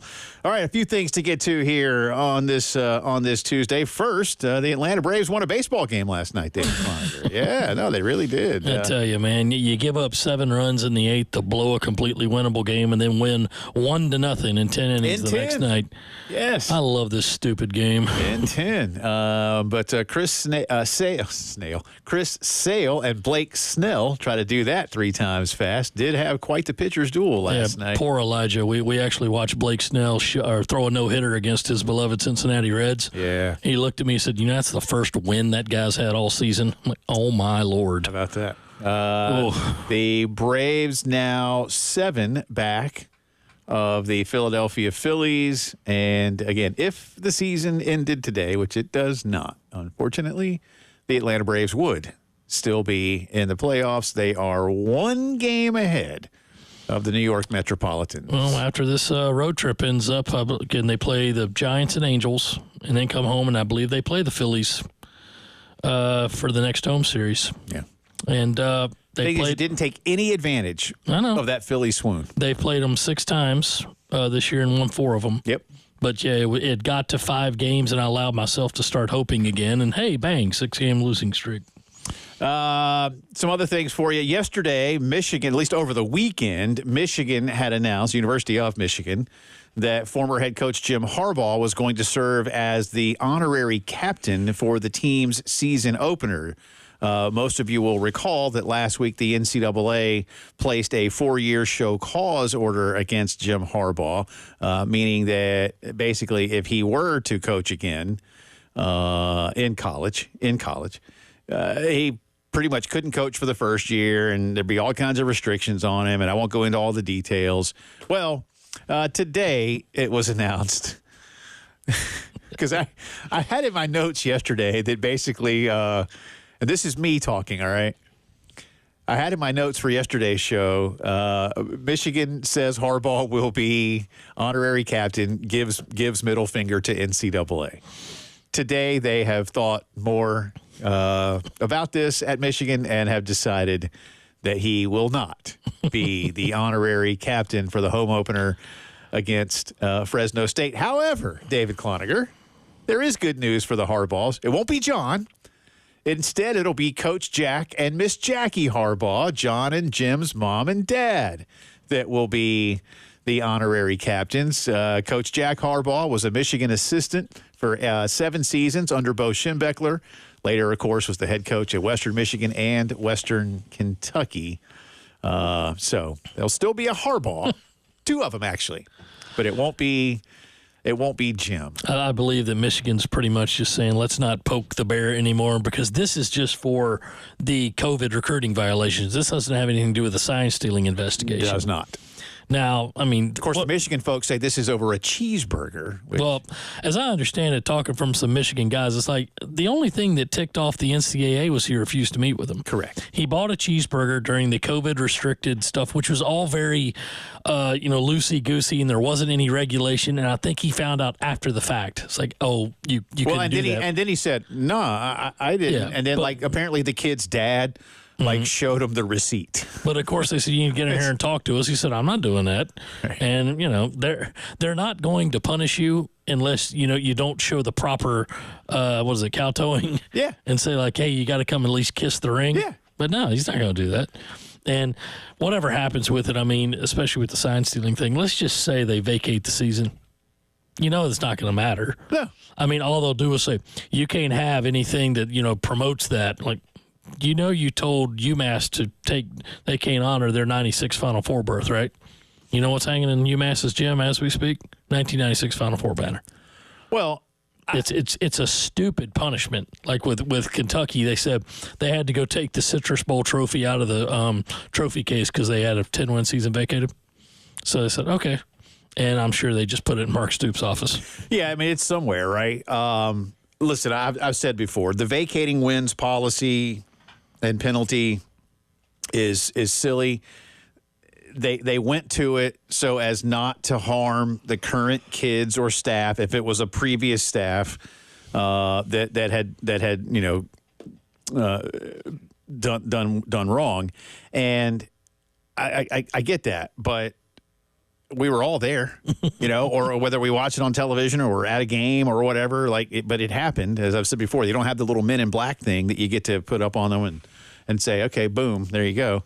But anyway, but Michigan, good for you, Michigan. You're right. Don't keep poking the bear over, because there's still more to come. Oh yeah, the sign stealing thing, that's going to be the even worse punishment. And again, and I know a lot of people, whether you love or hate Michigan or whatever, those are dumb rules. Hey, I get it. I get it.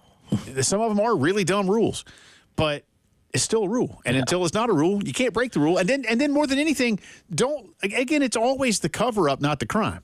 Don't lie about it. They don't like it when you insult their intelligence. No. Now, a lot of people say, why'd Bruce Pearl get blackballed for a little while? Why was he working for HT Hack? He said, well, he cheated. I'm like, no, he lied, and they caught him. Right. And that's why. Now, do I think that Bruce Pearl has cheated in his career? There's two answers to that question. The one I'm thinking of is not no. So, but still, that's why he got busted and fired at Tennessee. Yeah. Oh, and a little bit of women's basketball news that just crossed the ticker there. Dee Hageman, there was an All-Big Ten at Michigan State last season. She had committed to Ole Miss. Yeah. I thought, man, that's some good talent at the league. She has since switched her commitment and is going to Memphis now, to which USC plays an exhibition against. All right. Now, exhibition, whatever, but it's weird how that went down. They were supposed to be like a regular game, and I thought, man, that's good for Memphis. They'll be able to get the champs in there, draw a big crowd, but apparently they said, no, we're just going to do it as an exhibition. Well, why would you do that? Huh. And it's on October 15th, which is pretty much about the time teams start team practice. Right. So at first when I saw it, I said, oh, is that the super secret scrimmage that we're not supposed to know about and we still already know about? No, it's not. It's an actual exhibition game. I thought, okay.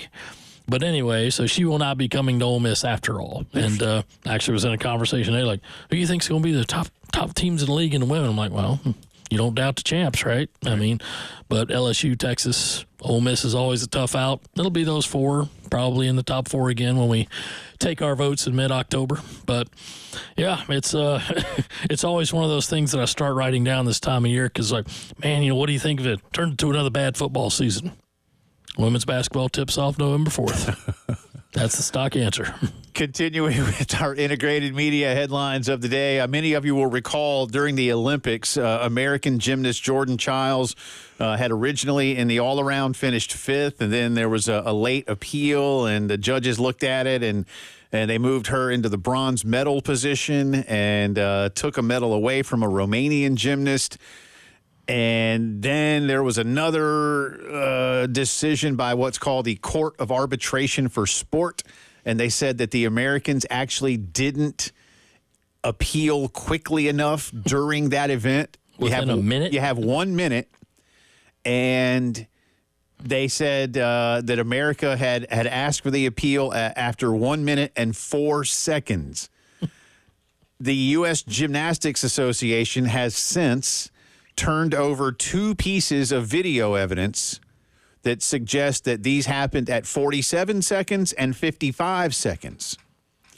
But the Court of Arbitration for Sport today said it will not take that evidence into account, and Jordan Chiles will still not be a bronze medalist. Apparently, the CAS says its rules do not allow for an arbitral award to be reconsidered even when conclusive new evidence is presented. That's basically like saying that the cops got David Cloninger robbing a bank, and then your lawyer says, hey, cops and judge, I got video of my client at a movie theater or at a restaurant or at his house, and here's two pieces of evidence to we get that. We get that. But Mr. Cloninger is still going to jail for robbing the bank. Yeah, but he wasn't at the bank to rob it. Oh, no, we understand that.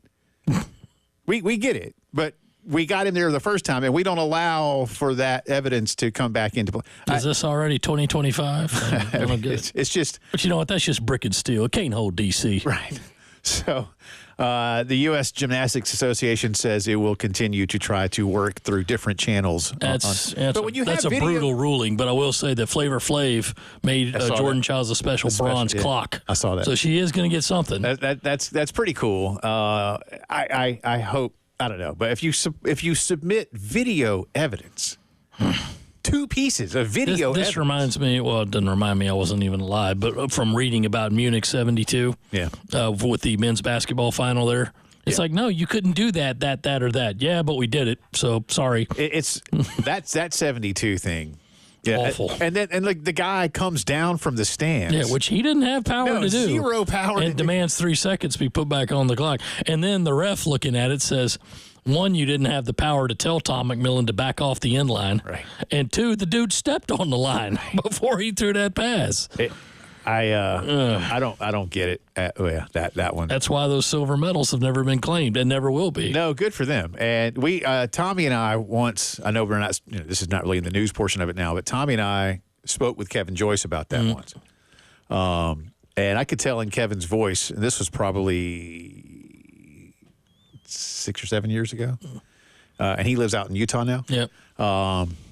And you could, he really didn't want to talk about it, but he knew we were gonna. We told him in advance, like, hey, because it was part of something we were doing, and he really had, and he said that his family is amongst those families of those guys from 72 that like have it in their will. Yeah. Like you will not accept it unless it's gold, unless they return it as a gold medal, because we won the game. And they did win the game. They did. Doug Collins with the free throw. Yeah. They won the game. Won the game twice. And again, oh, God. HBO had one of those, like, documentaries on that a couple years ago. Oh, I still remember ESPN did one. And all the Soviet dudes, like, still go like, oh, hey, y'all get over it. We beat you. Yeah, they still refer to it as the golden pass. Right. Like, no. He was out of bounds. And again, who was that? The dude was like the head of FIBA. Some British dude. And then, of course, when they went up for appeal, it was a 5-country appeal, and 3 of them at the time were communist bloc countries. Yeah. The worst part, Hank Ibo was the coach of that team. Right. In the on-court melee or just confusion afterwards, somebody picked his pocket. He had $300 in his wallet, gone, along with a gold medal that he rightfully won twice. Which $300 in 1972, that's a lot of money. It's why when Bob Knight took over the team in '84 and they won the gold easily, they came to come and parade him around the court, and he said, nope, he added Hank Iba to his assistant coach. He said, take Coach Iba first and parade him around. Yeah. And finally, we mentioned this a little bit earlier in the show, but if you didn't hear it, the Dallas Cowboys have become the first ever sports franchise to eclipse the $10 billion valuation, according to Sportico, who reports on sports business. $10.32 billion is where the Cowboys are. The Rams are the second highest rated NFL team, but actually the Golden State Warriors are the second most valuable franchise in the country at just over $8 billion. You can get the whole list at Sportico.com. And that is our Integrated Media headlines of the day. And we'll tell you more about Integrated Media and a lot more from DC on Gamecock football as the postgame show returns.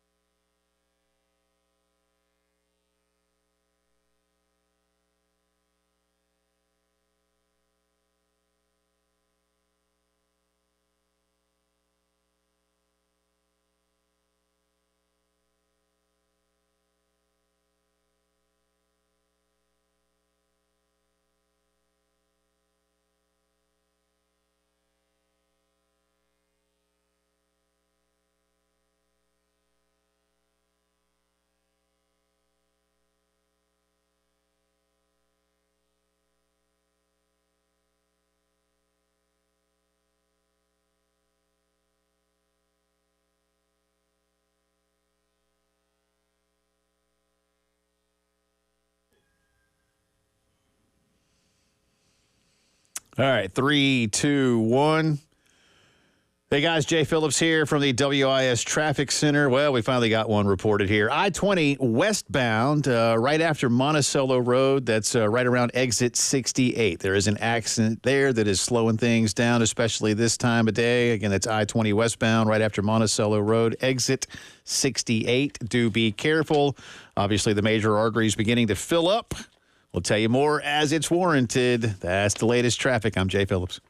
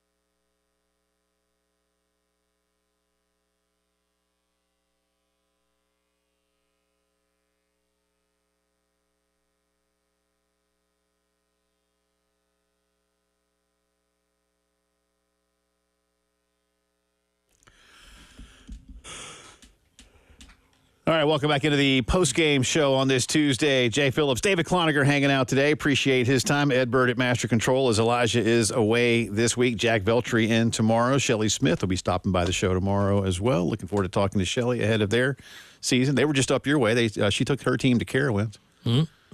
Have you ridden that Fury? I have not yet. I can't remember the last time I've been to Carowinds. It's been a few years for me, too, but that Fury is awesome. Mm-hmm. You're right. I like the Intimidator, too. That's always a good one. The thing's even tall. The new one's not new anymore. It's like 10 years old, but that one's even taller and faster. So Gamecock media availability today centered around players. Mm-hmm. You were down there. Offensive players today. Offensive players. What'd you learn? I suppose the most sound bitingest thing was when somebody asked Juju McDowell, said, so Juju, what can we expect from the offense this year? Juju, he just kind of puts his forearms on the podium, leans forward, and he just says, popcorn. Oh. That's all I'm going to say. Popcorn. Okay. All right. Well, great. We'll see. Everybody's doing good. They have not, had any kind of major injury, knock on wood, it's one of those where everybody who's had an injury last year, like Juju McDowell, like Casey Henry's ready to go 100% back ready from that. Like how the new guys are fitting in. And with the receiver room in particular, it was a case of, well, they know that, no job is promised. They're all competing, all the coach speak kind of things, but they also know that really nothing is decided. The receiver room, I don't think it's going to be this way, but it literally could be decided week to week, saying who is going to be your top 6 to 8 guys. How much of that right now? Listen, I mean, fans of any team at any level, David, can get nervous, antsy, whatever, but is that going to contribute to any further offseason angst right now for Gamecock fans? Should it at this point? I mean, of course you'd rather have, guys coming back that you already know what they can do. You'd love to have it where Xavier Legette put out that season he had last year as a freshman, and you knew that you hung on to him and he was coming back. You'd love to have Juice Wells back, but that's just not the case anymore. So you're going to have these kind of years where, let's be honest, guys. I mean, coming into last year, you had to say, it's like, look, who's going to be the top receiver on this offense? And you couldn't really say. Right. Now, but you always knew that somebody's going to end up leading this team in receptions and yards, so it might as well be me. So, of course, it didn't work out like everybody thought. Everybody thought Juice Wells would have a huge year. Xavier Legette, a guy who'd been here for 4 years and was always potential and not much production, he took over that role and had a great season, first-round draft pick. But it's just not that way this year. You can't really tell until you go out there and start doing it. So there's going to be a lot of guys who can offer a lot of things. Again, Nick Harbor and Dale Von Campbell will be your stretch the field kind of players. Nick Harbor in particular, the guy that you can screen it to and hope he can make one guy miss on the edge and gallop for a while. And then you've got a lot of short, quick guys. As Gage Larvadain said, and I said earlier in the program, I was like, do you think it's a disadvantage that you have so many short receivers, as in under 6 feet? And he said, no, I mean, you may think it is, but we think it's an advantage because now you have to cover a bunch of 4-4, 4-3 guys running all around. So, okay. But they all say that, everything's looking good. They did drop a few things saying like, well, maybe there were some guys that were having some pretty tough injuries early in camp last year, and they credited Shane Beamer and his staff to how they got together and looked at all the spring tape and said, did somebody get hurt on this play? Could somebody have got hurt on this play? Is there a way we could prevent it? And they said we started working a lot more on balance, on extra stretching, and so far seems to be going pretty good. Yeah, and then I heard Shane mentioning that a couple of weeks ago, I think at the golf outing, right? Yeah. He was talking a lot about that. The activation period. Yeah, and listen, whatever little things can contribute, because there were just too many of them last year, and they knew that. And that was one of the offseason questions was, what are you doing to identify where that kind of thing may have happened? I know the folks at NC State are really excited about Grayson McCall. Should there be, what should the level of excitement be around Jared Brown? I mean, who helped that offense go? I mean, quarterbacks aren't great unless they have targets, and Brown was one of the really good ones, David. Again, I can appreciate what Grayson can provide NC State, and I think Gamecock fans will be happy with Lenore Sellers, who, as a lot of the recruiting guys remind people, hey, this was a top 10 kid quarterback-wise. But what are you hearing about Brown? Where is he fitting in right now in terms of what's expected? Well, he was in the room today, and he was specifically asked about that, Jay, and he said, I mean, I'm not going to get too specific about what we're running, but there are some concepts that I ran at Coastal that we are looking at here at South Carolina. So that's always a good thing. He, of course, did punt return at Coastal as well, so he has been seen taking reps at punt return, kickoff return. But it's a case of like, did you have any trouble, adjusting this? He said, no, everything's been smooth.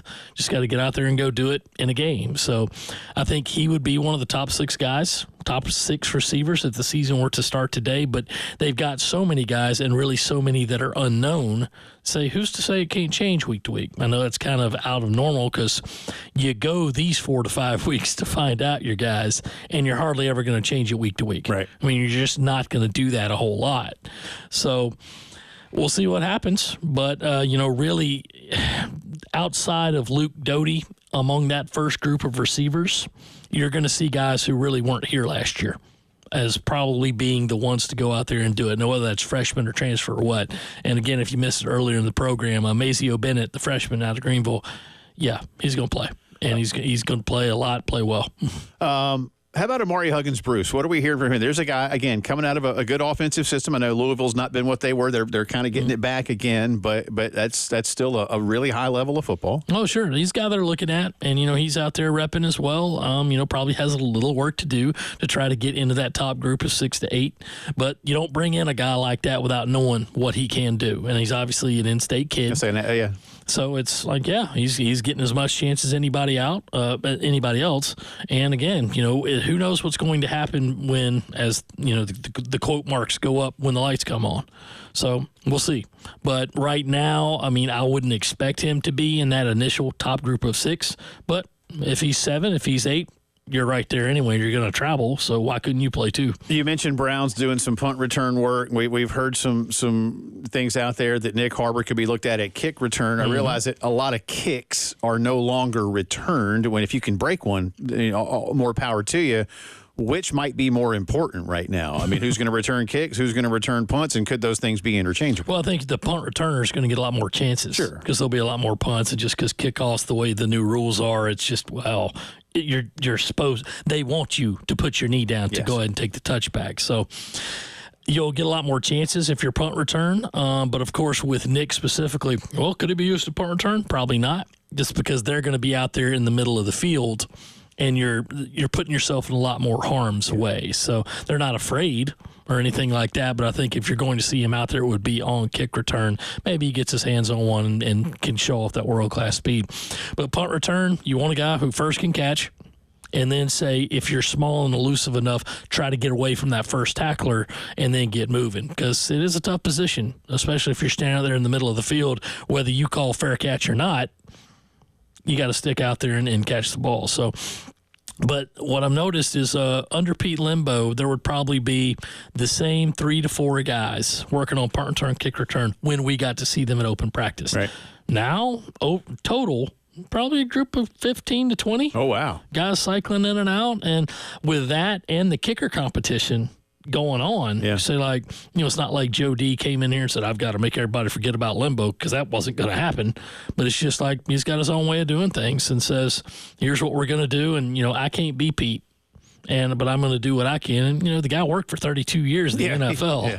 He's married to Dan Reeves' daughter. Right. So he knows what he's doing out there, and he could bring in a lot of NFL concepts. I'm looking at Hunter Rogers' autograph on the wall here. I'm saying, Hunter Rogers, he said within a day, he was already pinpointing a few things, and he also sat down with Kai Kroger and said, I know you've got the talent. Let me see you kick. And he said, well, there's your problem right there.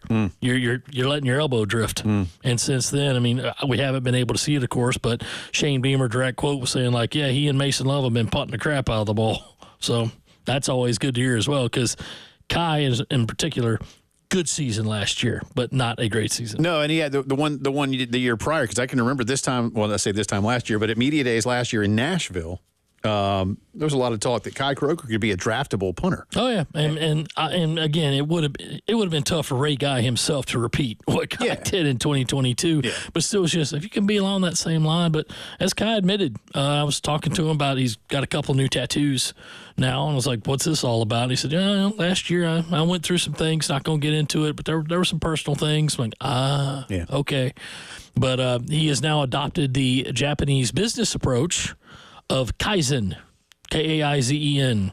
It just means getting the most out of your potential. Okay. And as he said, I'll admit, the only reason I really got turned on to it is because it's got my name in it. Whatever. Because that's Kai, man. He is he is that guy. But works. Well, hey, it's working for him. Yeah. Well, the Kai Boda commercials were pretty funny last year too. So there's that. More from DC on the Gamecocks during the drive around. Plus, Tennessee is the first school taking a big step in what's now allowed by the NCAA when it comes to sponsorship. We'll give you details on that when the postgame show returns.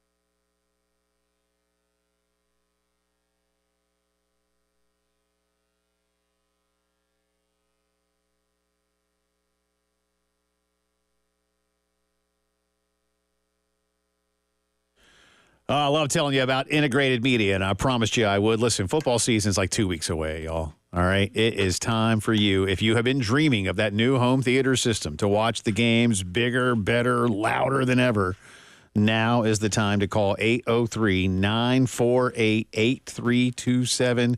Dave will come out to your house. That's not Dave Adair. It would be great. Dave from Integrated Media will come out and walk around with you in the house, outside the house. What do you want? What are you looking for here? Where's the best place to hook all this stuff up? That's right. They make house calls. And then within a couple of weeks, boom, brand new system. Indoors, outdoors, the whole house, whatever you want. Integrated Media makes it happen. You can control it all from your app on your phone or your tablet. I love what they've done for me. I promise you, you will as well. Again, one room, whole house, outdoors, Wi-Fi that works everywhere. Feel like you are there when you call 803-948-8327 and work with Integrated Media.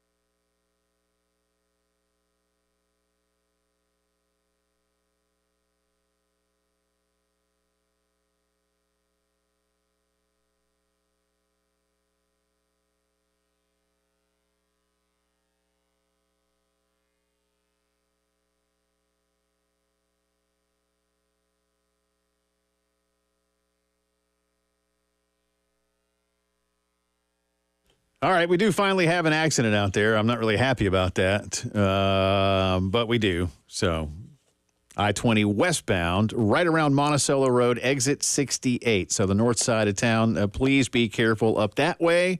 Again, watch out for the other guy. All right. All the major arteries starting to fill up right now, whether it's Malfunction Junction, whether it's those of you that are out, like going out Bull Street right now near here. Be careful on Clemson Road out that way in the northeast because that always gets real slow. But other than that, the only reported one, again, I-20 westbound, right after Monticello Road at exit 68. Anything else that warrants me talking about it, I'll bring it to you in just a little bit.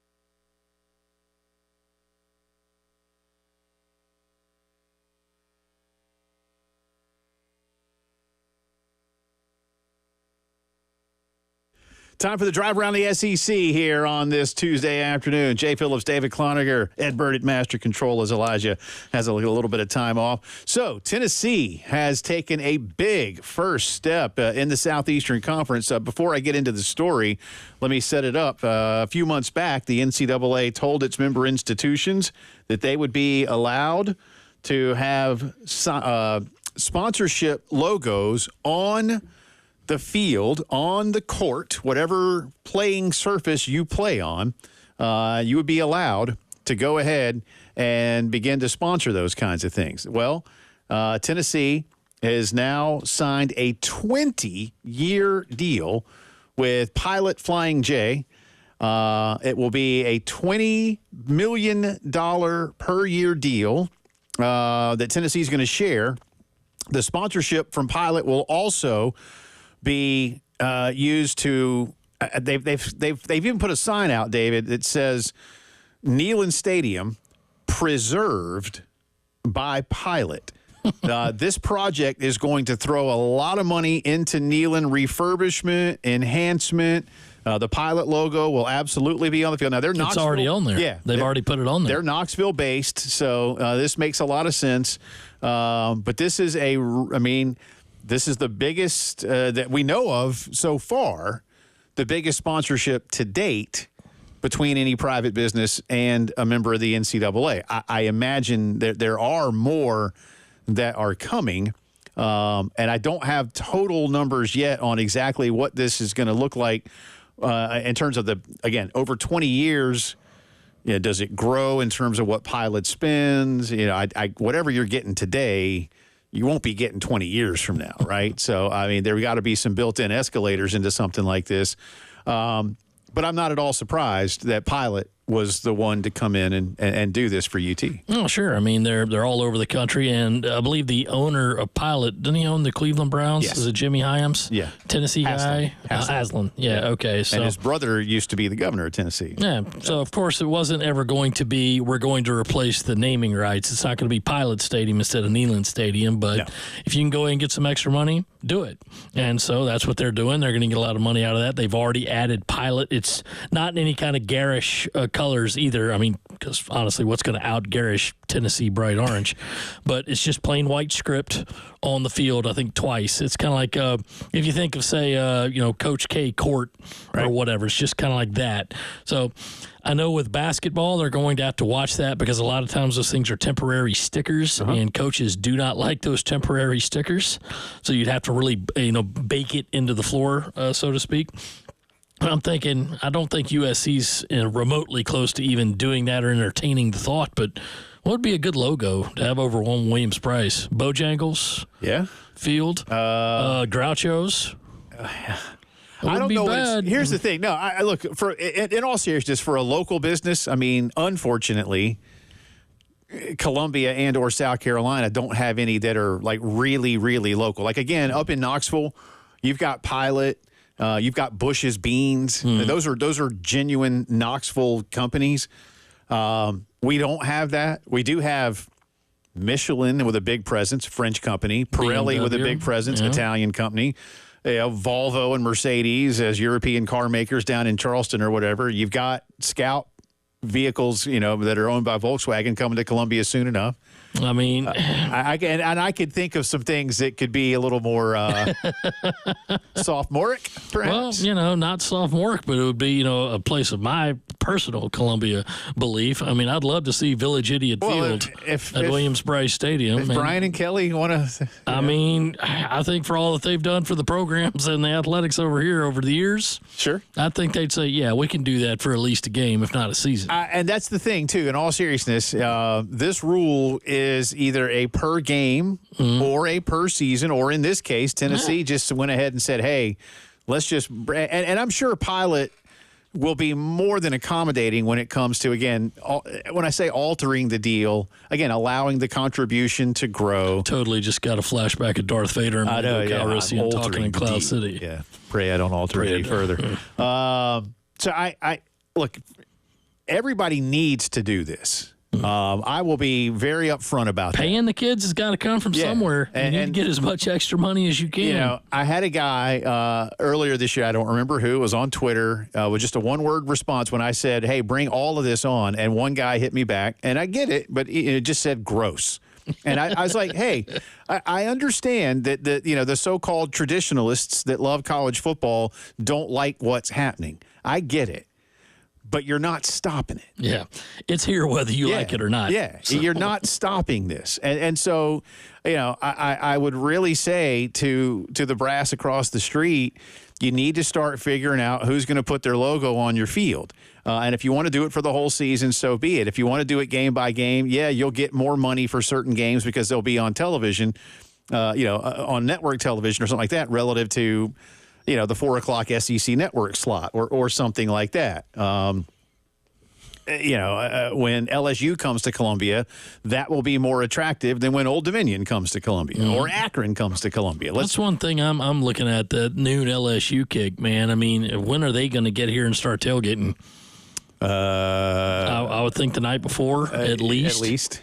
I mean, you're going to be able to walk in there and smell every one of those 12 different spices. Yes. It's going to be great.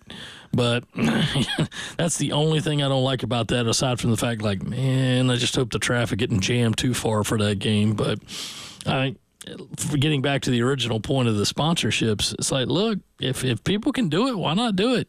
And just think of all the advertising you're going to get. Let's just say that somebody's catching a wide open touchdown and his feet are right above your logo of your business. Right. You can frame that, put it somewhere. It's going to be great. Well, I was joking too, and when this story first came out, that you're going to hear Shaking Dave Aiken. That's another Lizard's Thicket first down. I mean, you got to find ways, but in all seriousness, again, we can blend the humor with the serious when it comes to this.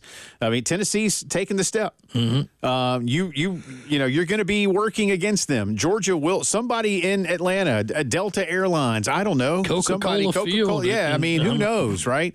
But Carolina's going to have to keep up with that. I don't know, in Clemson who it might be either. Again, they would run into some of the same problems. John Deere. Yeah, I don't know. I mean, the Thrift Brothers Construction Company. Is Hall still on the air? Not that I know of, Dave. Not that I know of. I had to do it. Sure. That's a DCP&C on Twitter to direct all your comments. That's Tim Taylor, care of. But you got to, again, you got to keep up. Yeah. You got to keep up. It truly is adapt or die. Yeah. I mean, there are a lot of people like Pat Narduzzi up at Pitt. We're not playing that game. Okay. Yeah. Well, then start losing. Yeah. And lose your best players every year. You'll be left in the rearview mirror. You absolutely have to do it. So I realize it's never going to go back to the way it was. And again, if you're mad about it, which I don't particularly like it, but look at the NCAA. They're the ones who messed this up over the original, I guess, item in dispute. The naming rights for Ed O'Bannon and all that, I think it total would have been like $6,500. Yeah. And they said, nope, we're not doing that. No. And now look what happened. Well, that is just, and as I keep saying to people, I'm glad you brought that up, and then I'll get us out of here. The original verdict in that case was rendered 10 years ago. Mm-hmm. And we're finally getting to a point where some of this stuff is coming down, but it has to be a massive overcorrection because of the decades worth of failure or really just denial. And also that the NCAA, they never expected to lose that case. No. And when the Supreme Court said you can't do that anymore, what'd the NCAA do? Instead of rolling out, okay, we lost, here's the plan on how we're going to proceed. This is legal now, you deal with it. Right. And then 3 months later, hold on now. We got to start putting this toothpaste back in the tube. I mean, we got to have some rules. Like, no, that's not how it works. Yeah, it's not. Which is why everybody took advantage while they could, and while some states were like, go ahead and start passing legislature. Yeah. It says the NCAA can't mess with us. Yeah. So and that's that organization still exists is that's a fair point. That's the drive around the SEC, brought to you by Herndon. Some final thoughts from DC on where August camp is for the Gamecocks when the postgame show returns.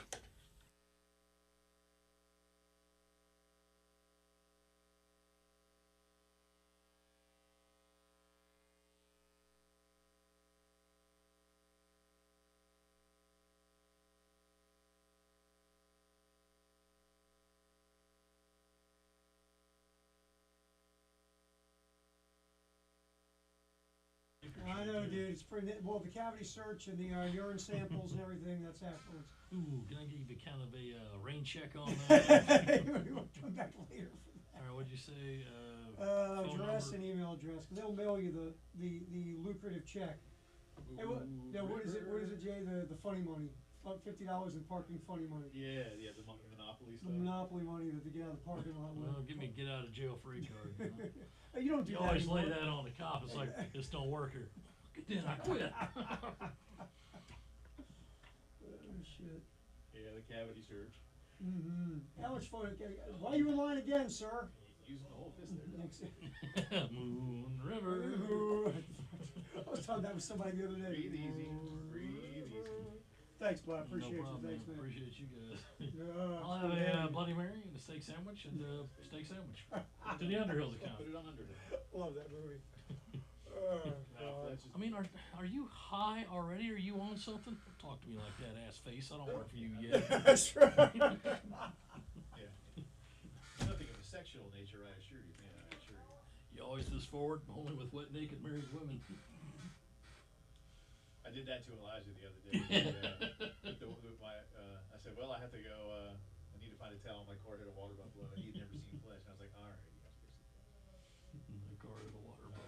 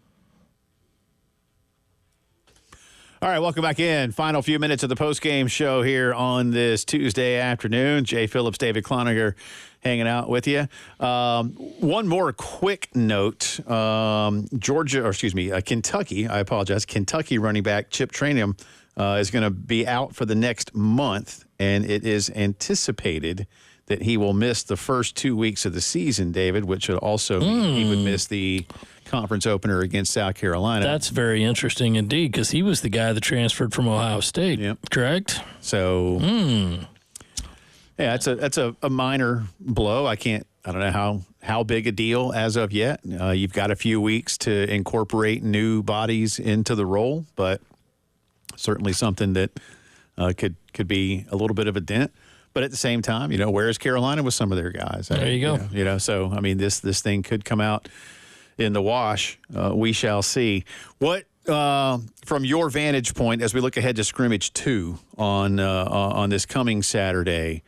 What are you most looking forward to learning, perhaps might be the way for me to ask it? And do you feel like at that point, 2 weeks out, that they'll have a lot clearer indication of where everybody is? Well, the first thing you want to hear is, hey, everybody got out clean, nobody's hurt, and all the things like that. The main is the guys who missed the last scrimmage for whatever reason. Did they play in this one specifically, Rocket Sanders? Elijah Davis, since he wasn't in practice on Sunday, while all the rest of them who missed Saturday scrimmage were, is he okay? Is everything going okay with that? And then you just start to look at, are you any closer to finalizing some of the position battles that you had? I asked Shane Beamer on Media Day, and he said, oh, yeah, I mean, you look on both lines, you look at backup safety, you look at the rest of the linebacker rotation. Are you that closer to determining that?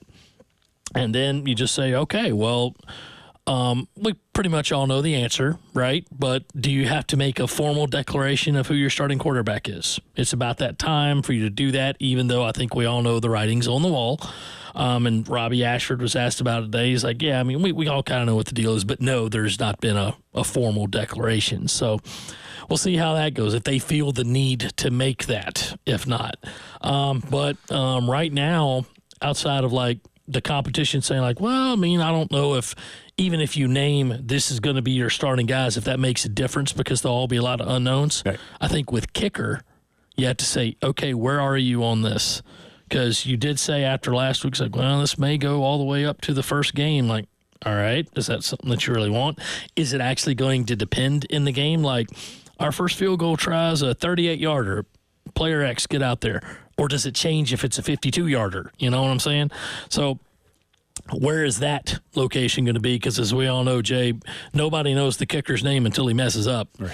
And after you had, Parker White did not start his career very well, but he ended up becoming the all-time leading scorer in school history, and Mitch Jeter was as automatic as it gets. Right. So now, once you kind of have to start over, like, okay, what's going on here? So that would be something that you don't want to have to keep saying, well, we're still working to find an answer. Like, okay, but that's not going to be very comforting to the fans, and you still got 2 weeks left. That said, there's going to be a lot more availabilities where you can go ahead and address that. So that would be the number one spot, the kicker thing, and then the rest would be, all right, who are the rest of your backup dudes? I mean, you don't have to make a depth chart right now. Right. Even if you do, it doesn't mean anything. Right. But what do you have to do?